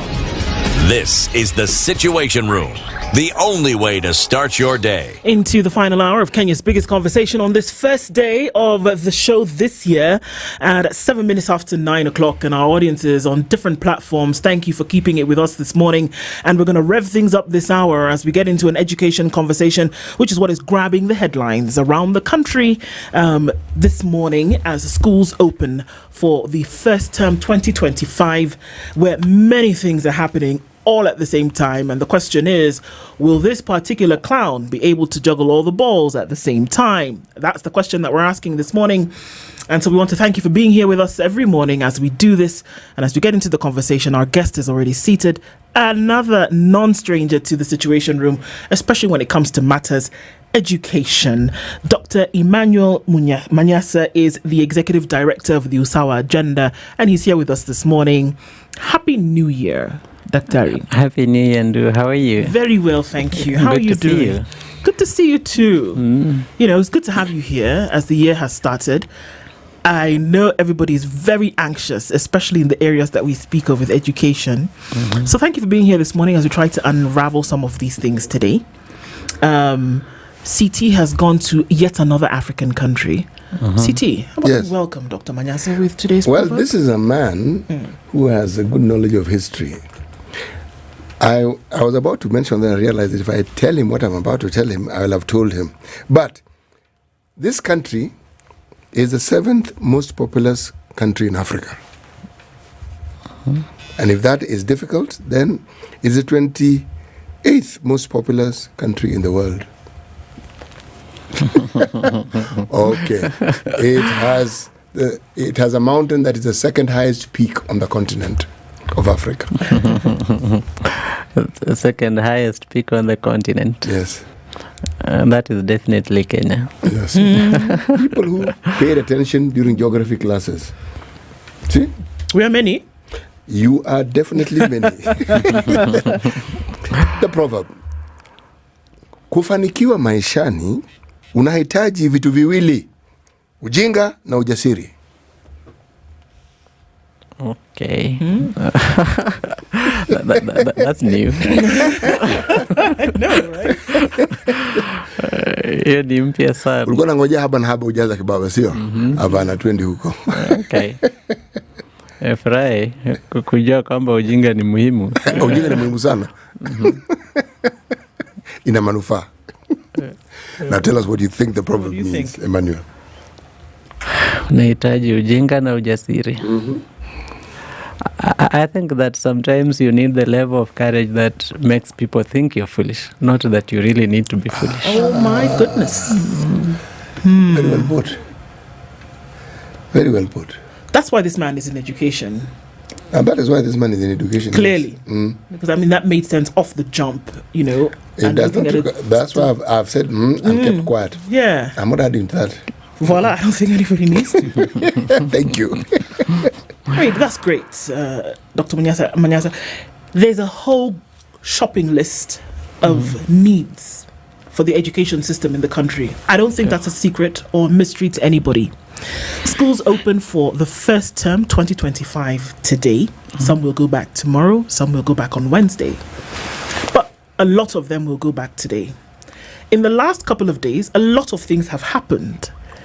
KICD, which is Kenya Institute of Curriculum Development, released the set books over the weekend and have told us that 85% of schools have received said books. and that they were just waiting for the rest. The situation on the ground for many is that shops still don't have those books, and parents who come to purchase them do not have them. 1. 2, at the end of the school year, actually well into the holidays, the same ministry, under the auspices of PS Belio Kipsang, shut down 349 schools that had boarding facilities because they had not met the requirement, and said, fix it, come back to us, and maybe we'll let you open. 2 days ago, he said, sorry, they're going to remain closed, so parents who have children in these boarding facilities, the option for you is to find another school. Park that. 50% of capitation was released, and the CS made that announcement yesterday and said, fantastic, this is 50% of capitation for 2025. We're on a fantastic trajectory. Whether or not 2024 was completed, that's a whole other kettle of fish. We'll deal with that later. Infrastructure in schools, 16,000 schools were supposed to have, either received an upgrade or had additional classrooms built. At December 31st, we are not sure what numbers were. We had not crossed the 10,000 mark yet. I said there was a shopping list, and it goes on and on. Grade 9s, the first grade 9 show up for school this year, and there are many questions as to what is going to happen. So here we are, and we're saying, why will this school year be different? And that's what we're talking about today. From your perspective, give us an overview of what we are dealing with. Okay. It's a lot. We are dealing with a lot. We are dealing with a lot because we have not prepared ourselves to be here. Somehow we got here. And because we got here, everyone is in a crisis now. First, let me start with the issue of the 349 schools.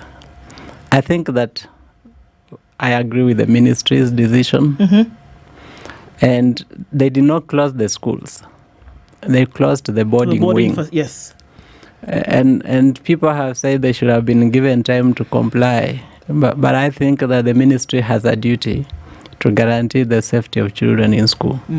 And the guidelines for school safety, especially around boarding facilities, have been with the schools for the longest time. So non-compliance has always just been an act of defiance. And it was important that the ministry puts its foot down and says you will comply or not run a boarding facility. So for me, I think it will inconvenience some of the parents, but it is important that the safety of children be given the priority it deserves. So I have no problem with that. The issue of grade 9 transition is where I have a lot of issues. Yes. And I think that if I was making decisions, government would delay opening of grade 9. Why? Because we are not ready. Okay. Contrary to the many statements that have come out, we are not ready. Can I stop you there? And let me give you the reasons why, then you can tell me why not. Okay. According to government, and this is coming directly from the Ministry of Education, CS says we've hired 80,000 teachers. Check.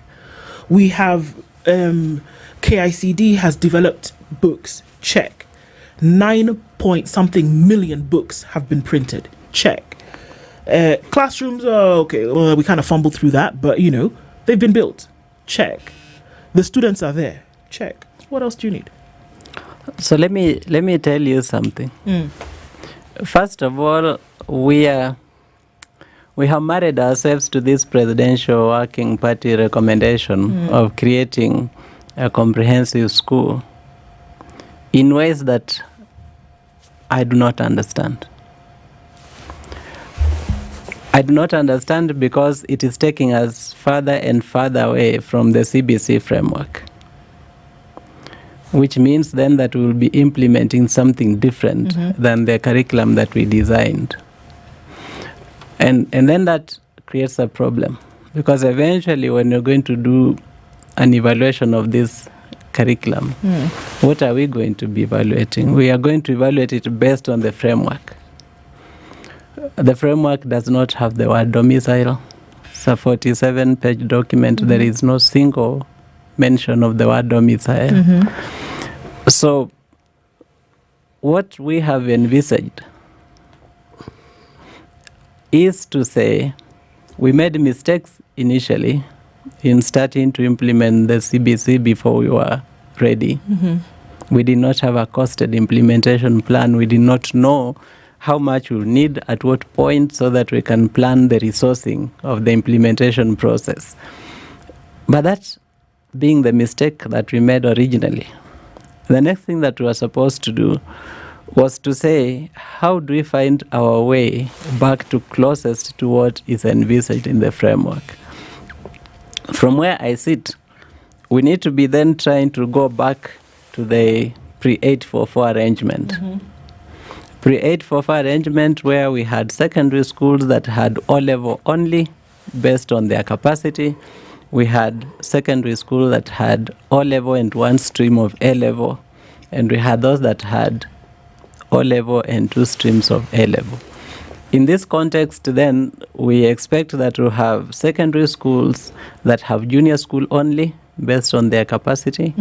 We'll have those that will have junior school and one stream of senior, say the humanities, if they don't have enough science teachers and they do not have the laboratories that they need. And then we'll have those that will have junior school, have senior school, two streams, that is STEM and humanities. And then we have a whole set of TVET institutions in this country, which for me should be used as the technical stream of senior school. They have trained tutors, they have workshops, they have equipment. If we do not go that way, what we are working on right now is administering Panadol to a cancer patient.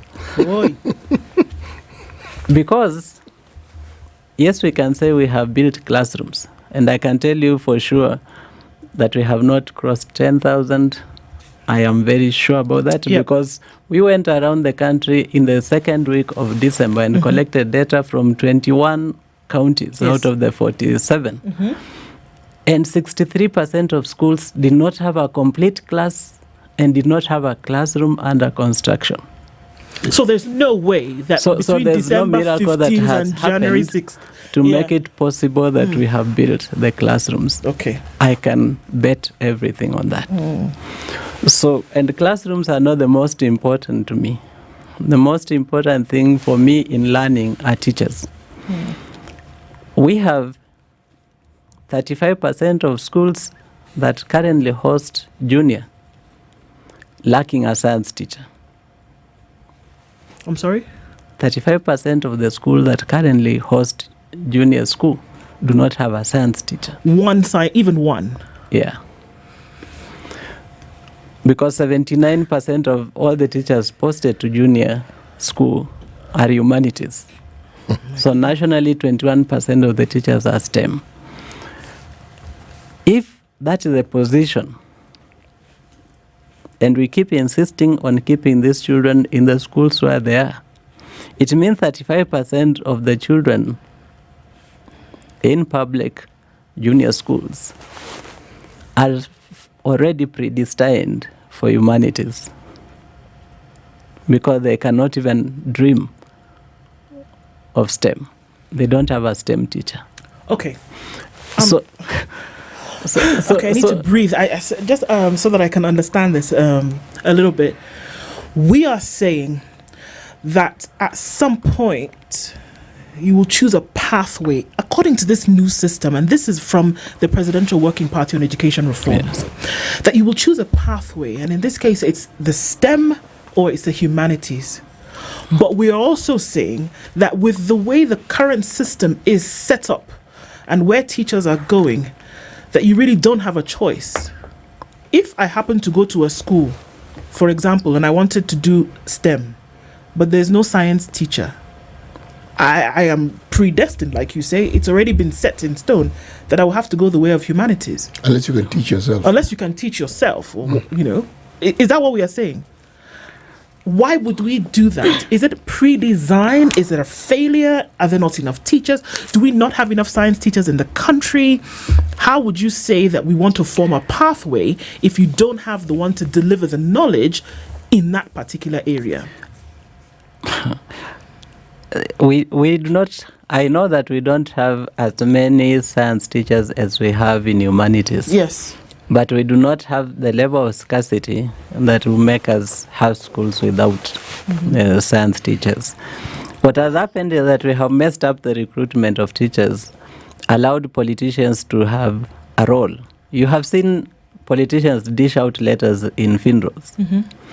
When they are doing that, they are hiring the children of their supporters, or they are hiring their own supporters.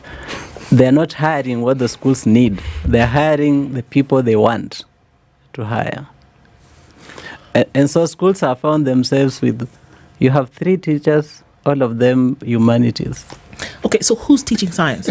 Because this is, I'm sorry, I have to stick on this point because I think it gives insight into the greater issues that we speak of. One of these subjects, if we're going to look at senior primary, that's what it's called, yes. And then going into junior secondary, now going into the comprehensive schools, science is one of the subjects. Yeah. It is one of the subjects. How do you offer the subject if you don't have the teacher? Who's teaching science?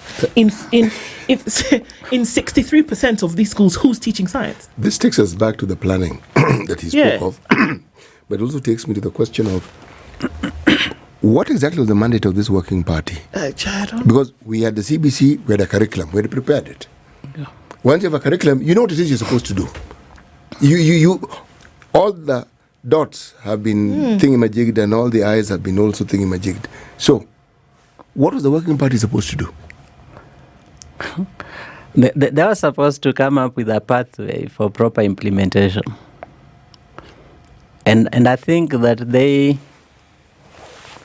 may have overreached themselves. Just a little bit. And made suggestions, some of which should have been interim, to address the mess that was there in January 2023. Because we are not prepared to be in January 2023. And I understood the domiciling in primary school as an interim measure. Not in permanent. Not permanent. Because of interests, people have fought very hard to make this permanent. Interests that have nothing to do with the learner, but to do with power and money. Primary school heads want this in primary because they will get more money. Because they'll get more students? Some unions want them in primary because their members will be many and they'll get more money. We are underutilizing the teachers we have posted in junior school by a huge margin.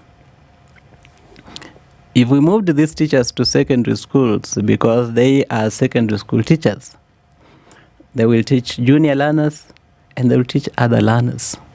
We will be able to use them appropriately.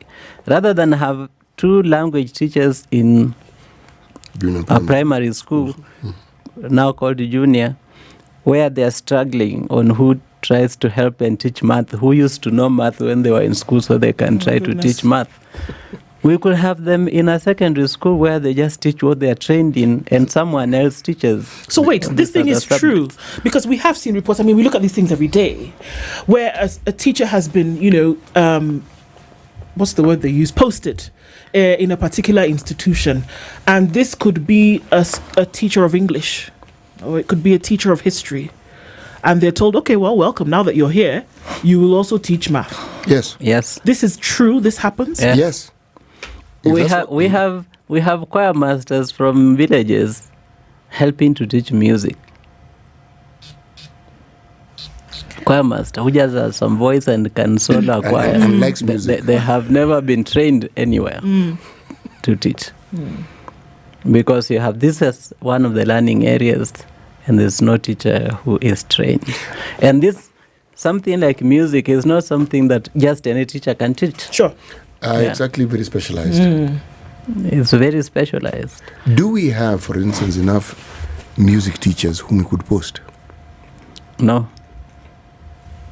They don't teach music anymore in our institutions where teachers are trained.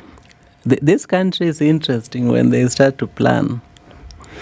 Because I recall when we joined university as students, music had just been introduced in secondary schools.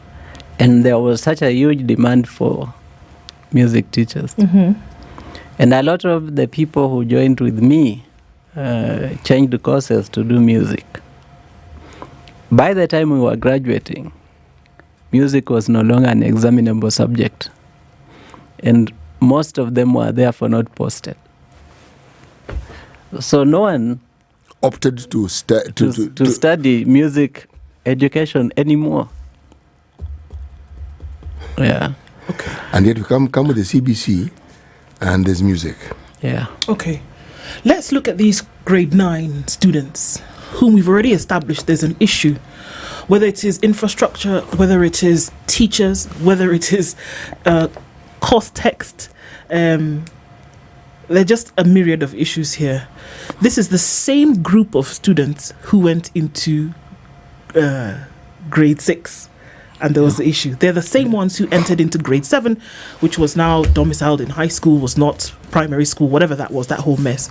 What's likely to happen? If things continue on this particular trajectory, what's likely to happen again with the same set of students who suffered the thing that they did when they were entering into grade 7? I am so concerned about them and about the country, actually, because education is the future of our country. So if we continue on the path that we are on, what it means is that by the end of this year, a lot of these learners are going to have lost plenty of their time in school. They're not going to have learned much. But then, that is not all. Come January next year, we have transitioned to senior school. And a lot of the schools that we are going to be making senior are not worthy the name. Yeah. And so, I shudder to imagine what will happen if some of the schools I have seen applying and saying we will offer 2 streams of senior will actually be made senior and asked to offer those 2 streams. I know of schools without a single lab, without a science teacher posted by TSC, which have applied to be senior school offering STEM and humanities. And we are talking about biology, we're talking about chemistry, we're talking about... And they have no lab, and they do not have a science teacher posted by the TSC. They have science teachers that they have had on board of management terms. It's a catastrophe. I mean, it's beyond a joke. It is a catastrophe. What are we talking about? Then who are we going to deliver? And then, unfortunately, still exam-based, whereby you expect these children to prove their mettle through an exam. Yeah. How? For me, it is a catastrophe. It has already begun. It's not even in the making. It has already begun. And why can't we see this? I mean, we're looking straight at the thing, but why can't we see it? I don't know, because I honestly don't know why we allow certain interests to be so important and even work against the interest of the country. Because I have asked myself, why are we so married to the idea that these children must stay, first of all, in the primary schools where they are? In the survey that we did, more than 60% of the current primary schools that are hosting junior school have a secondary school within walking distance. So these children can be moved now to these secondary schools and allowed to use the current Form 1 class that is empty. And the current, the previous Form 1 who are now Form 2 are almost 200,000 more than the grade 8, than the grade 9. Mm-hmm. So the space they have left behind is more than enough for grade 9. To fit in the grade 9s. Yeah. And this will allow this grade 9 to start to benefit from availability of laboratories in these secondary schools, from availability of a variety of teachers that they don't have right now where they are. Those in the 35% of the schools without a STEM teacher will have an opportunity to have a STEM teacher for the remainder of the year, that they still have to be in junior school. And that will give them an opportunity to start to prepare for senior, to have an idea of what pathway they will take. Sure. I have heard the story of, they will need to have the consistency of their teachers. That's fine. But these teachers are close by there. They can continue to teach them as well. Indeed. In those secondary schools. Why? I do not know who told Kenyans that secondary schools have to be boarding. So the argument you hear is, these children in junior are too young to go to secondary because they are too young to board. 65% of our secondary schools are day. Are day schools. So who said if they go there, they have to board? They can be day schools anyway. They will be day scholars. Because that is what junior school was envisaged to be. So that the teacher, the parent, and the child are in constant communication to enable the parent and the teacher to guide the child through the choice of their senior school pathway. Doc, let's take a break, because then we just need to breathe to be able to understand that one of the foundational pillars towards society we've already established is education. And if we're looking at some fundamental issues here on the foundation, we've already got cracks, big cracks that could lead to these pillars falling down. So let's look at then what is and where this problem has to be dealt with. It looks like it's going to be a different year this year, but can anything be done now to salvage a situation later? Dr. Emmanuel Manyasa is our guest this hour, and we're looking at why this will be a different year for education. Schools open today, tomorrow, getting into this week, Wednesday, and already questions are being asked. What's going to happen? Should we revert towards something else? The conversations continue. We're going to take a break and look at weather and traffic and come back right after this. It's 26 minutes to 10.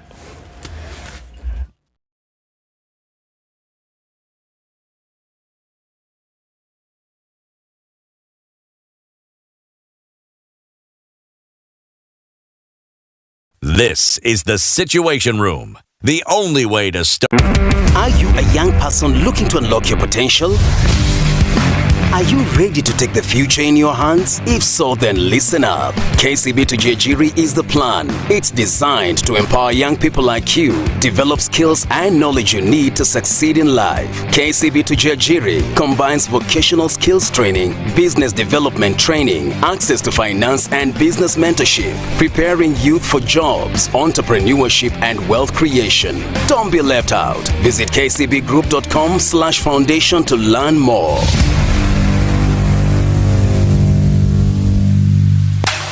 The weather with SpiceFM.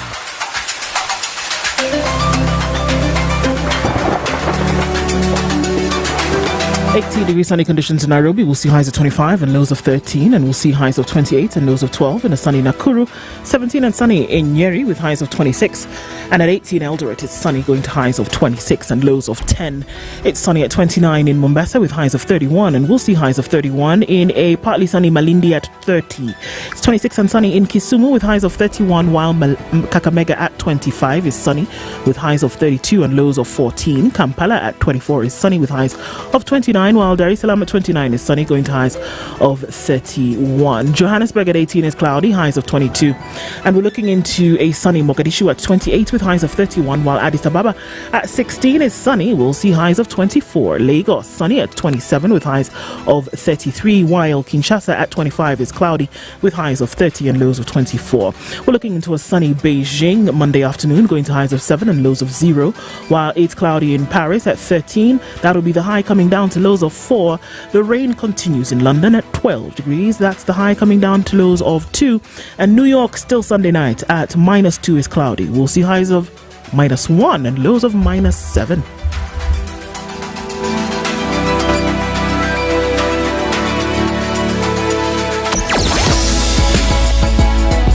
Sugar and spice and everything nice. Spice FM. Spice up your life.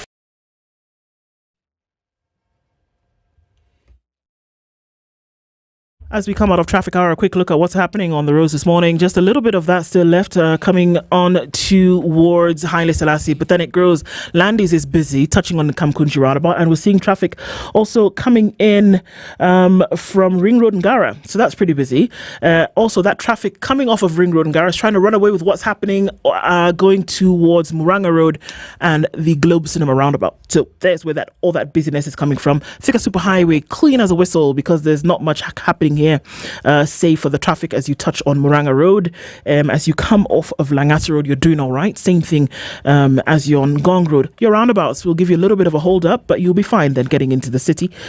Coming off of the Eastern Bypass, there was a little bit of traffic earlier on, but Cabanas Interchange is looking good as well. Outer Ring, then touching on Embakasi and North Airport Road, just a little bit of traffic, but we'll be fine. We are coming out of traffic hour. Talk to us through the morning and through the day. Spice FM, KE on X.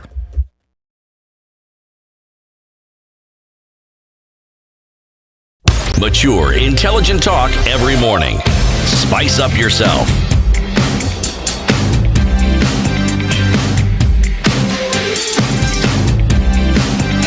Mornings done right. 94.4 Spice FM, Nairobi. At 22 minutes to 10 o'clock, our conversation on education this morning is happening with the Executive Director of the USAWA Agenda, who is Dr. Emmanuel Manyasa. And so we're asking ourselves, this will be a different year. There seem to be so many things happening at the same time. But, it's almost like, there's the hill. And at the bottom of the hill is where we're trying to go. It doesn't matter what you collect along the way. We're just going to keep going if the end goal is the bottom of the hill. Whatever fashion you choose to get, you get there in, okay. It just seems like that's the way it's going. Is it possible as we go down this hill then to say, okay, how about we go down the hill in an orderly fashion? Is it possible to do that at this point? It is possible. What I think we need is just to disentangle ourselves to some of the things that we have tied ourselves too tightly on. And one of the things we need to disentangle ourselves from are some of the recommendations of the Working Party and say, yeah, they were made. We have looked at their practicability and they are not implementable the way they were recommended. Mm-hmm. And let us therefore refocus and look at the reality of what we have. We started to reform the curriculum because we thought we would improve equity in the new curriculum that we come up with. We thought that we'll make it possible for the country to develop the skill sets that were needed much more than what we were being able to develop with the previous curriculum. We thought that we'll be able to make education and especially examinations less cutthroat, remove the incentives that were leading to exam cheating and all the other malpractices around exam by enabling every learner to be able to pursue what they are talented in and what they are interested in. For that to happen, we have to address the imbalance that we now see, because what this imbalance is going to do is to make the exams even much more competitive, is going to make the equity angle that we're trying to address worse. And so for me, we can do a number of things. One of those things that we can do right now is to say we will do away with the comprehensive school thing. And start working towards this year towards having a school system that is similar to the pre-844. So first of all, move the grade 9s to the empty classrooms in secondary school. For which the Form 1s would have gone to? Yes. Okay. And then start working towards doing two things. Instead of investing now in hiring new teachers urgently, let us invest in expanding the capacity of the current sub-county secondary schools this year, in preparation for senior next year, but also in preparation for transferring eventually all the junior school learners to secondary school. In most parts of the country, there are enough day schools, day secondary schools, for these junior learners to commute to. It's only in a few parts of the country where secondary schools are so far. But in those particular areas, mostly ourselves, even grade 1 learners are boarding because schools are very far away. So in those areas, it can be an exception because even grade 1s are already boarding for the purpose that parents are pastoralists moving from place to place, and so for the learners to be in school, they have to stay there while parents move around. Is that the acceptable position? Should it be the acceptable position that because schools are so far away, because remember, we're talking about children who are still in their formative years. We have certain realities in parts of the country where it is not possible for children to commute. I'll tell you, if you go to North Hor, schools, our closest to school is 50 kilometers from where many people live. So there's no way you're going to commute. You have to stay there. And I'm telling you for sure that I know grade 1s who are boarding because the school is 50 kilometers away from home. And even when the schools close, teachers keep children in school until parents come for them. For the reason that you can't ask children to go home because chances are parents have moved from where they were when the children are coming to school. So you have to wait for the parents to come for them. That is a reality that is in some parts of the country, but small parts of the country. In majority parts of the country, we have schools to which children can commute as secondary schools. And even those that are currently purely boarding, who said they must always be boarding? Who said Alliance must always be boarding? We can allow junior learners around there to commute to that school and occupy the 9 empty classrooms they have right now. 9? Yeah. They have 9 streams? Because they had 9 streams of Form 1. In 2024 they had 11. Actually they had 11. Yeah. So 11. So they actually have 11 empty classrooms. Those are 11 empty classrooms. Yes. And we are still struggling to build others in primary schools near there so they can accommodate grade 9. Something a little off here, isn't it? Quite. We can get these children there, and they have teachers. They have teachers who now have some slots in their timetable because they were supposed to be teaching these 11 Form 1 streams. And they are not there. And they're not there.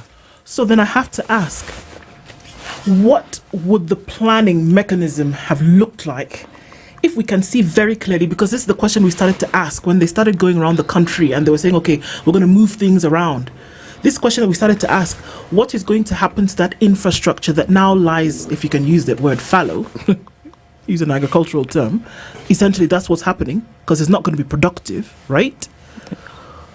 And then you want to say we're not going to have the Form 1 anymore, but you have the infrastructure. But then you want to sink billions of shillings into building 16,000 classrooms around the country. Why? And 16,000 will not be enough. And yet, if you're looking... Every single high school in the country... will have a free class. Has free classes. Not will have. Today. Have free classes. Because Form 1 will have... At the end of December 2024...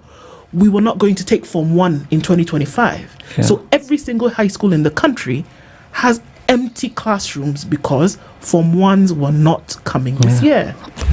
So why sink millions into building 16,000 classrooms?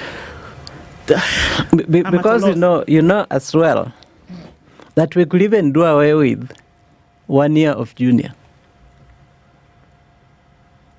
So junior is 6, 7, and 8 now. No, it's 7, 8, and 9. 7, 8, and 9 now. Yes. We could even change junior to end at 8. How? By just saying it will end at 8. Because the curriculum is continuous. Right. So junior could just end at 8.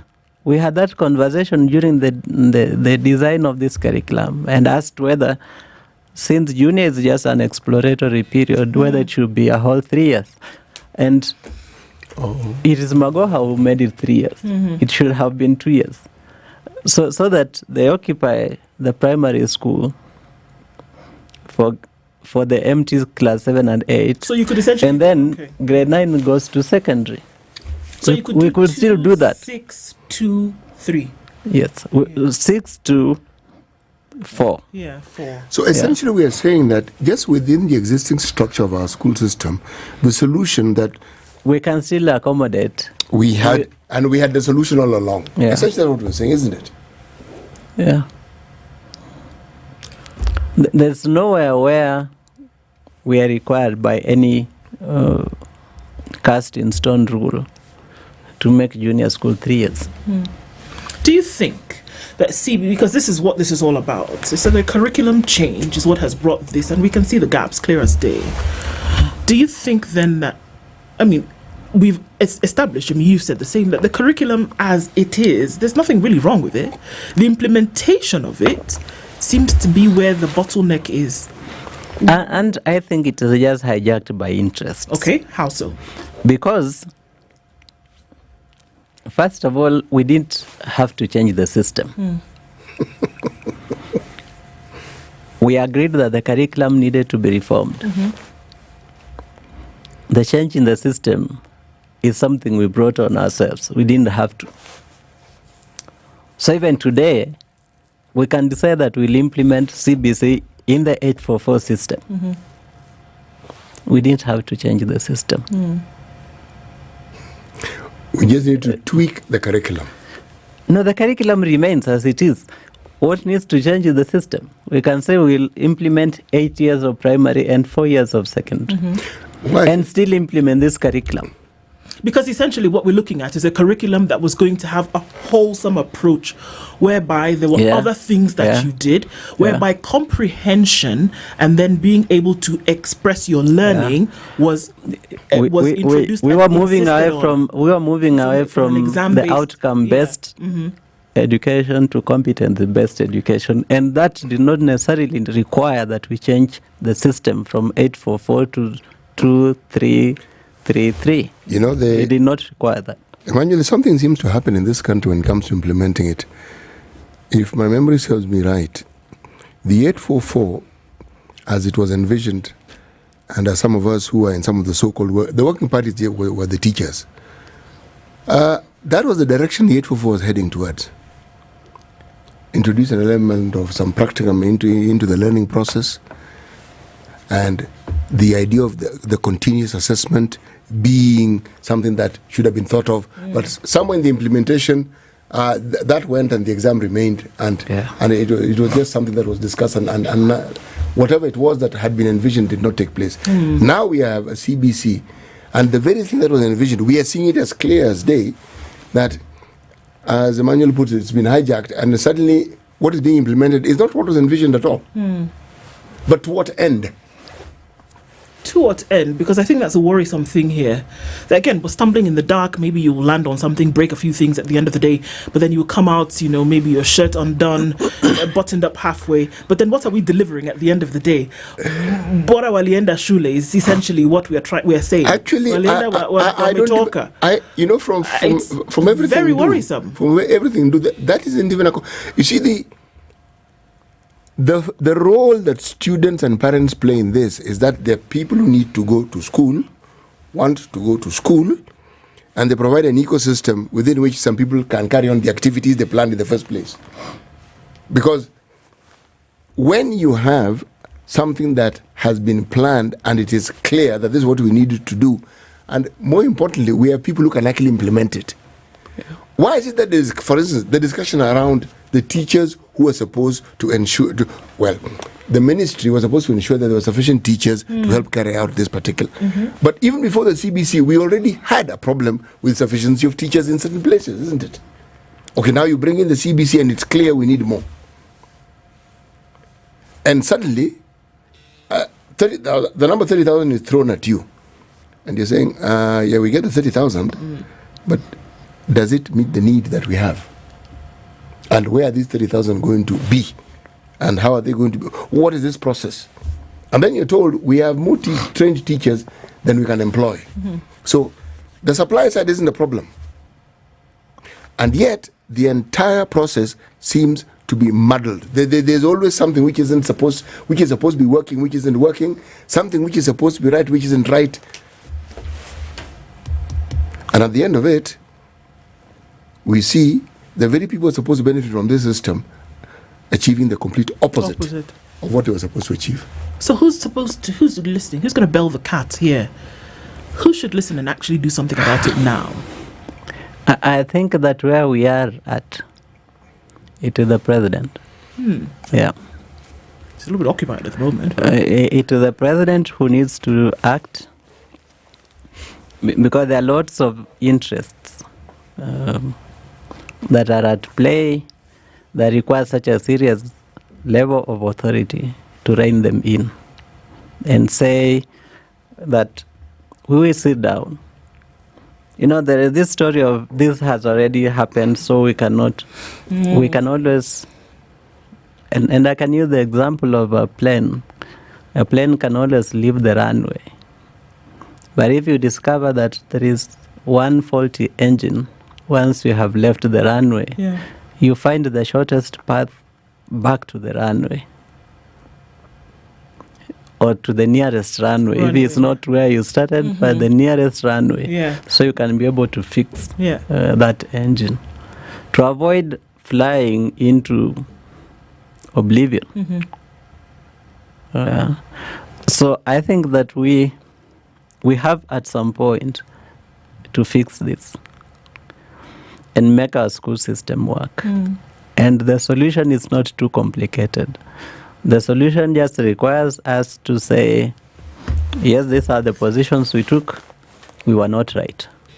And we can change. Sometimes we fight for things because they are our brainchild, even when the reality has now confirmed that, we may not have been right.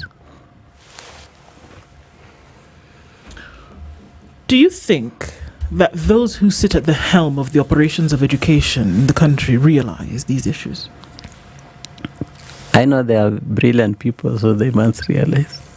I think they're just struggling to balance the interests. They're caught up in the moment. Which they shouldn't even be struggling with. They should accept that they will offend some people for the sake of doing the right thing. Yeah. What does it look like from here going out? I mean, like I said, we can talk about it. It's just kind of like, when you're underwater and you hear some voices somewhere. It seems to me that that's what's happening at the ministry. They're underwater, you can hear some voices here, but you're just trying to get, through the water to get where you need to go. But there are millions of children who are at the end of that decision, or in this case, non-decision. And for me, that's where the problem is. It is not just the children, it is the country. Yes, it is the country. Every generation produces its own doctors, produces its own engineers. Whether we teach them or not, this generation will produce doctors. They are the ones who treat us in old age. That is how important this is to all of us. Yeah. So essentially, we have consigned an entire generation of Kenyans to some half-baked education when they deserved more. And the outcomes, if you look at what the foundation has set in place, is going to be very dire for the country.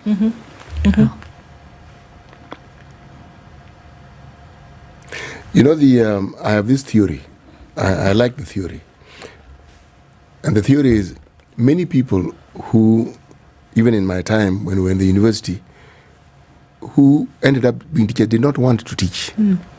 I was among those few people who actually wanted to teach.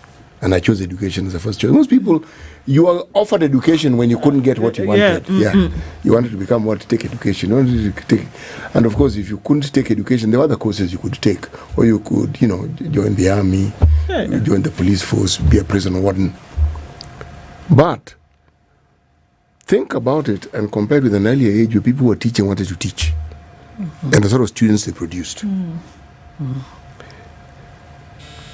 I'm such a product. People wanted to teach. They wanted to teach, and you know they want to teach because of the way they taught you. Then you have people who are reluctant to teach. My theory is that you gave that a 10-year span, and what you had were people who were burning libraries. And burning schools. Now give it another 10-year span and see what happens. What's going to happen? So we can draw parallels between what you put now and what is going to come out in the future, Emmanuel? Because, you know, the only thing that happens in life is decomposition. If you put something there, it will decompose. That is it's a natural simple reality. Yes. But every good thing is done purposefully. You plan, you invest, you execute for anything positive to happen. Nothing positive happens. Everything positive is done. Yeah. And we are sitting here hoping that somehow something good will happen without doing it. But in reality, we are condemning an entire generation. Absolutely, and this is the problem, that we can't, if those tasked with responsibility can't see this, and in as much as they may be able to see it, we can all see it, doing something about it, then for me, then is where the rubber meets the road. And if we can't do that, we're essentially saying then, you know, damn their future. That's really the problem here. You know, I'm going to take a very extreme view here and give the example of something called the Rome Statute. Among the things that was asked when there were atrocities committed and somebody said, you know, I took orders. You say, fine, we get that one. But what is it that you did to avert the horror that we see? What? Yes, you are given orders, but what did you do to avert it? And if you didn't do anything, that you're culpable, then you're culpable. Yes. Or you're complicit. Yes, you are. Yeah. See, so you are in the, you know, the education system is just about the most unique ministry we have, because every future that we talk about in this country is nestled in that particular ministry. When you talk of the future, it's there. So we do have a responsibility to continue raising flags about this, don't we? We have to make noise until someone who can do something hears. And actually does something about it. Why this year will be a different year for education. So many things that are happening and so many balls being juggled at the same time.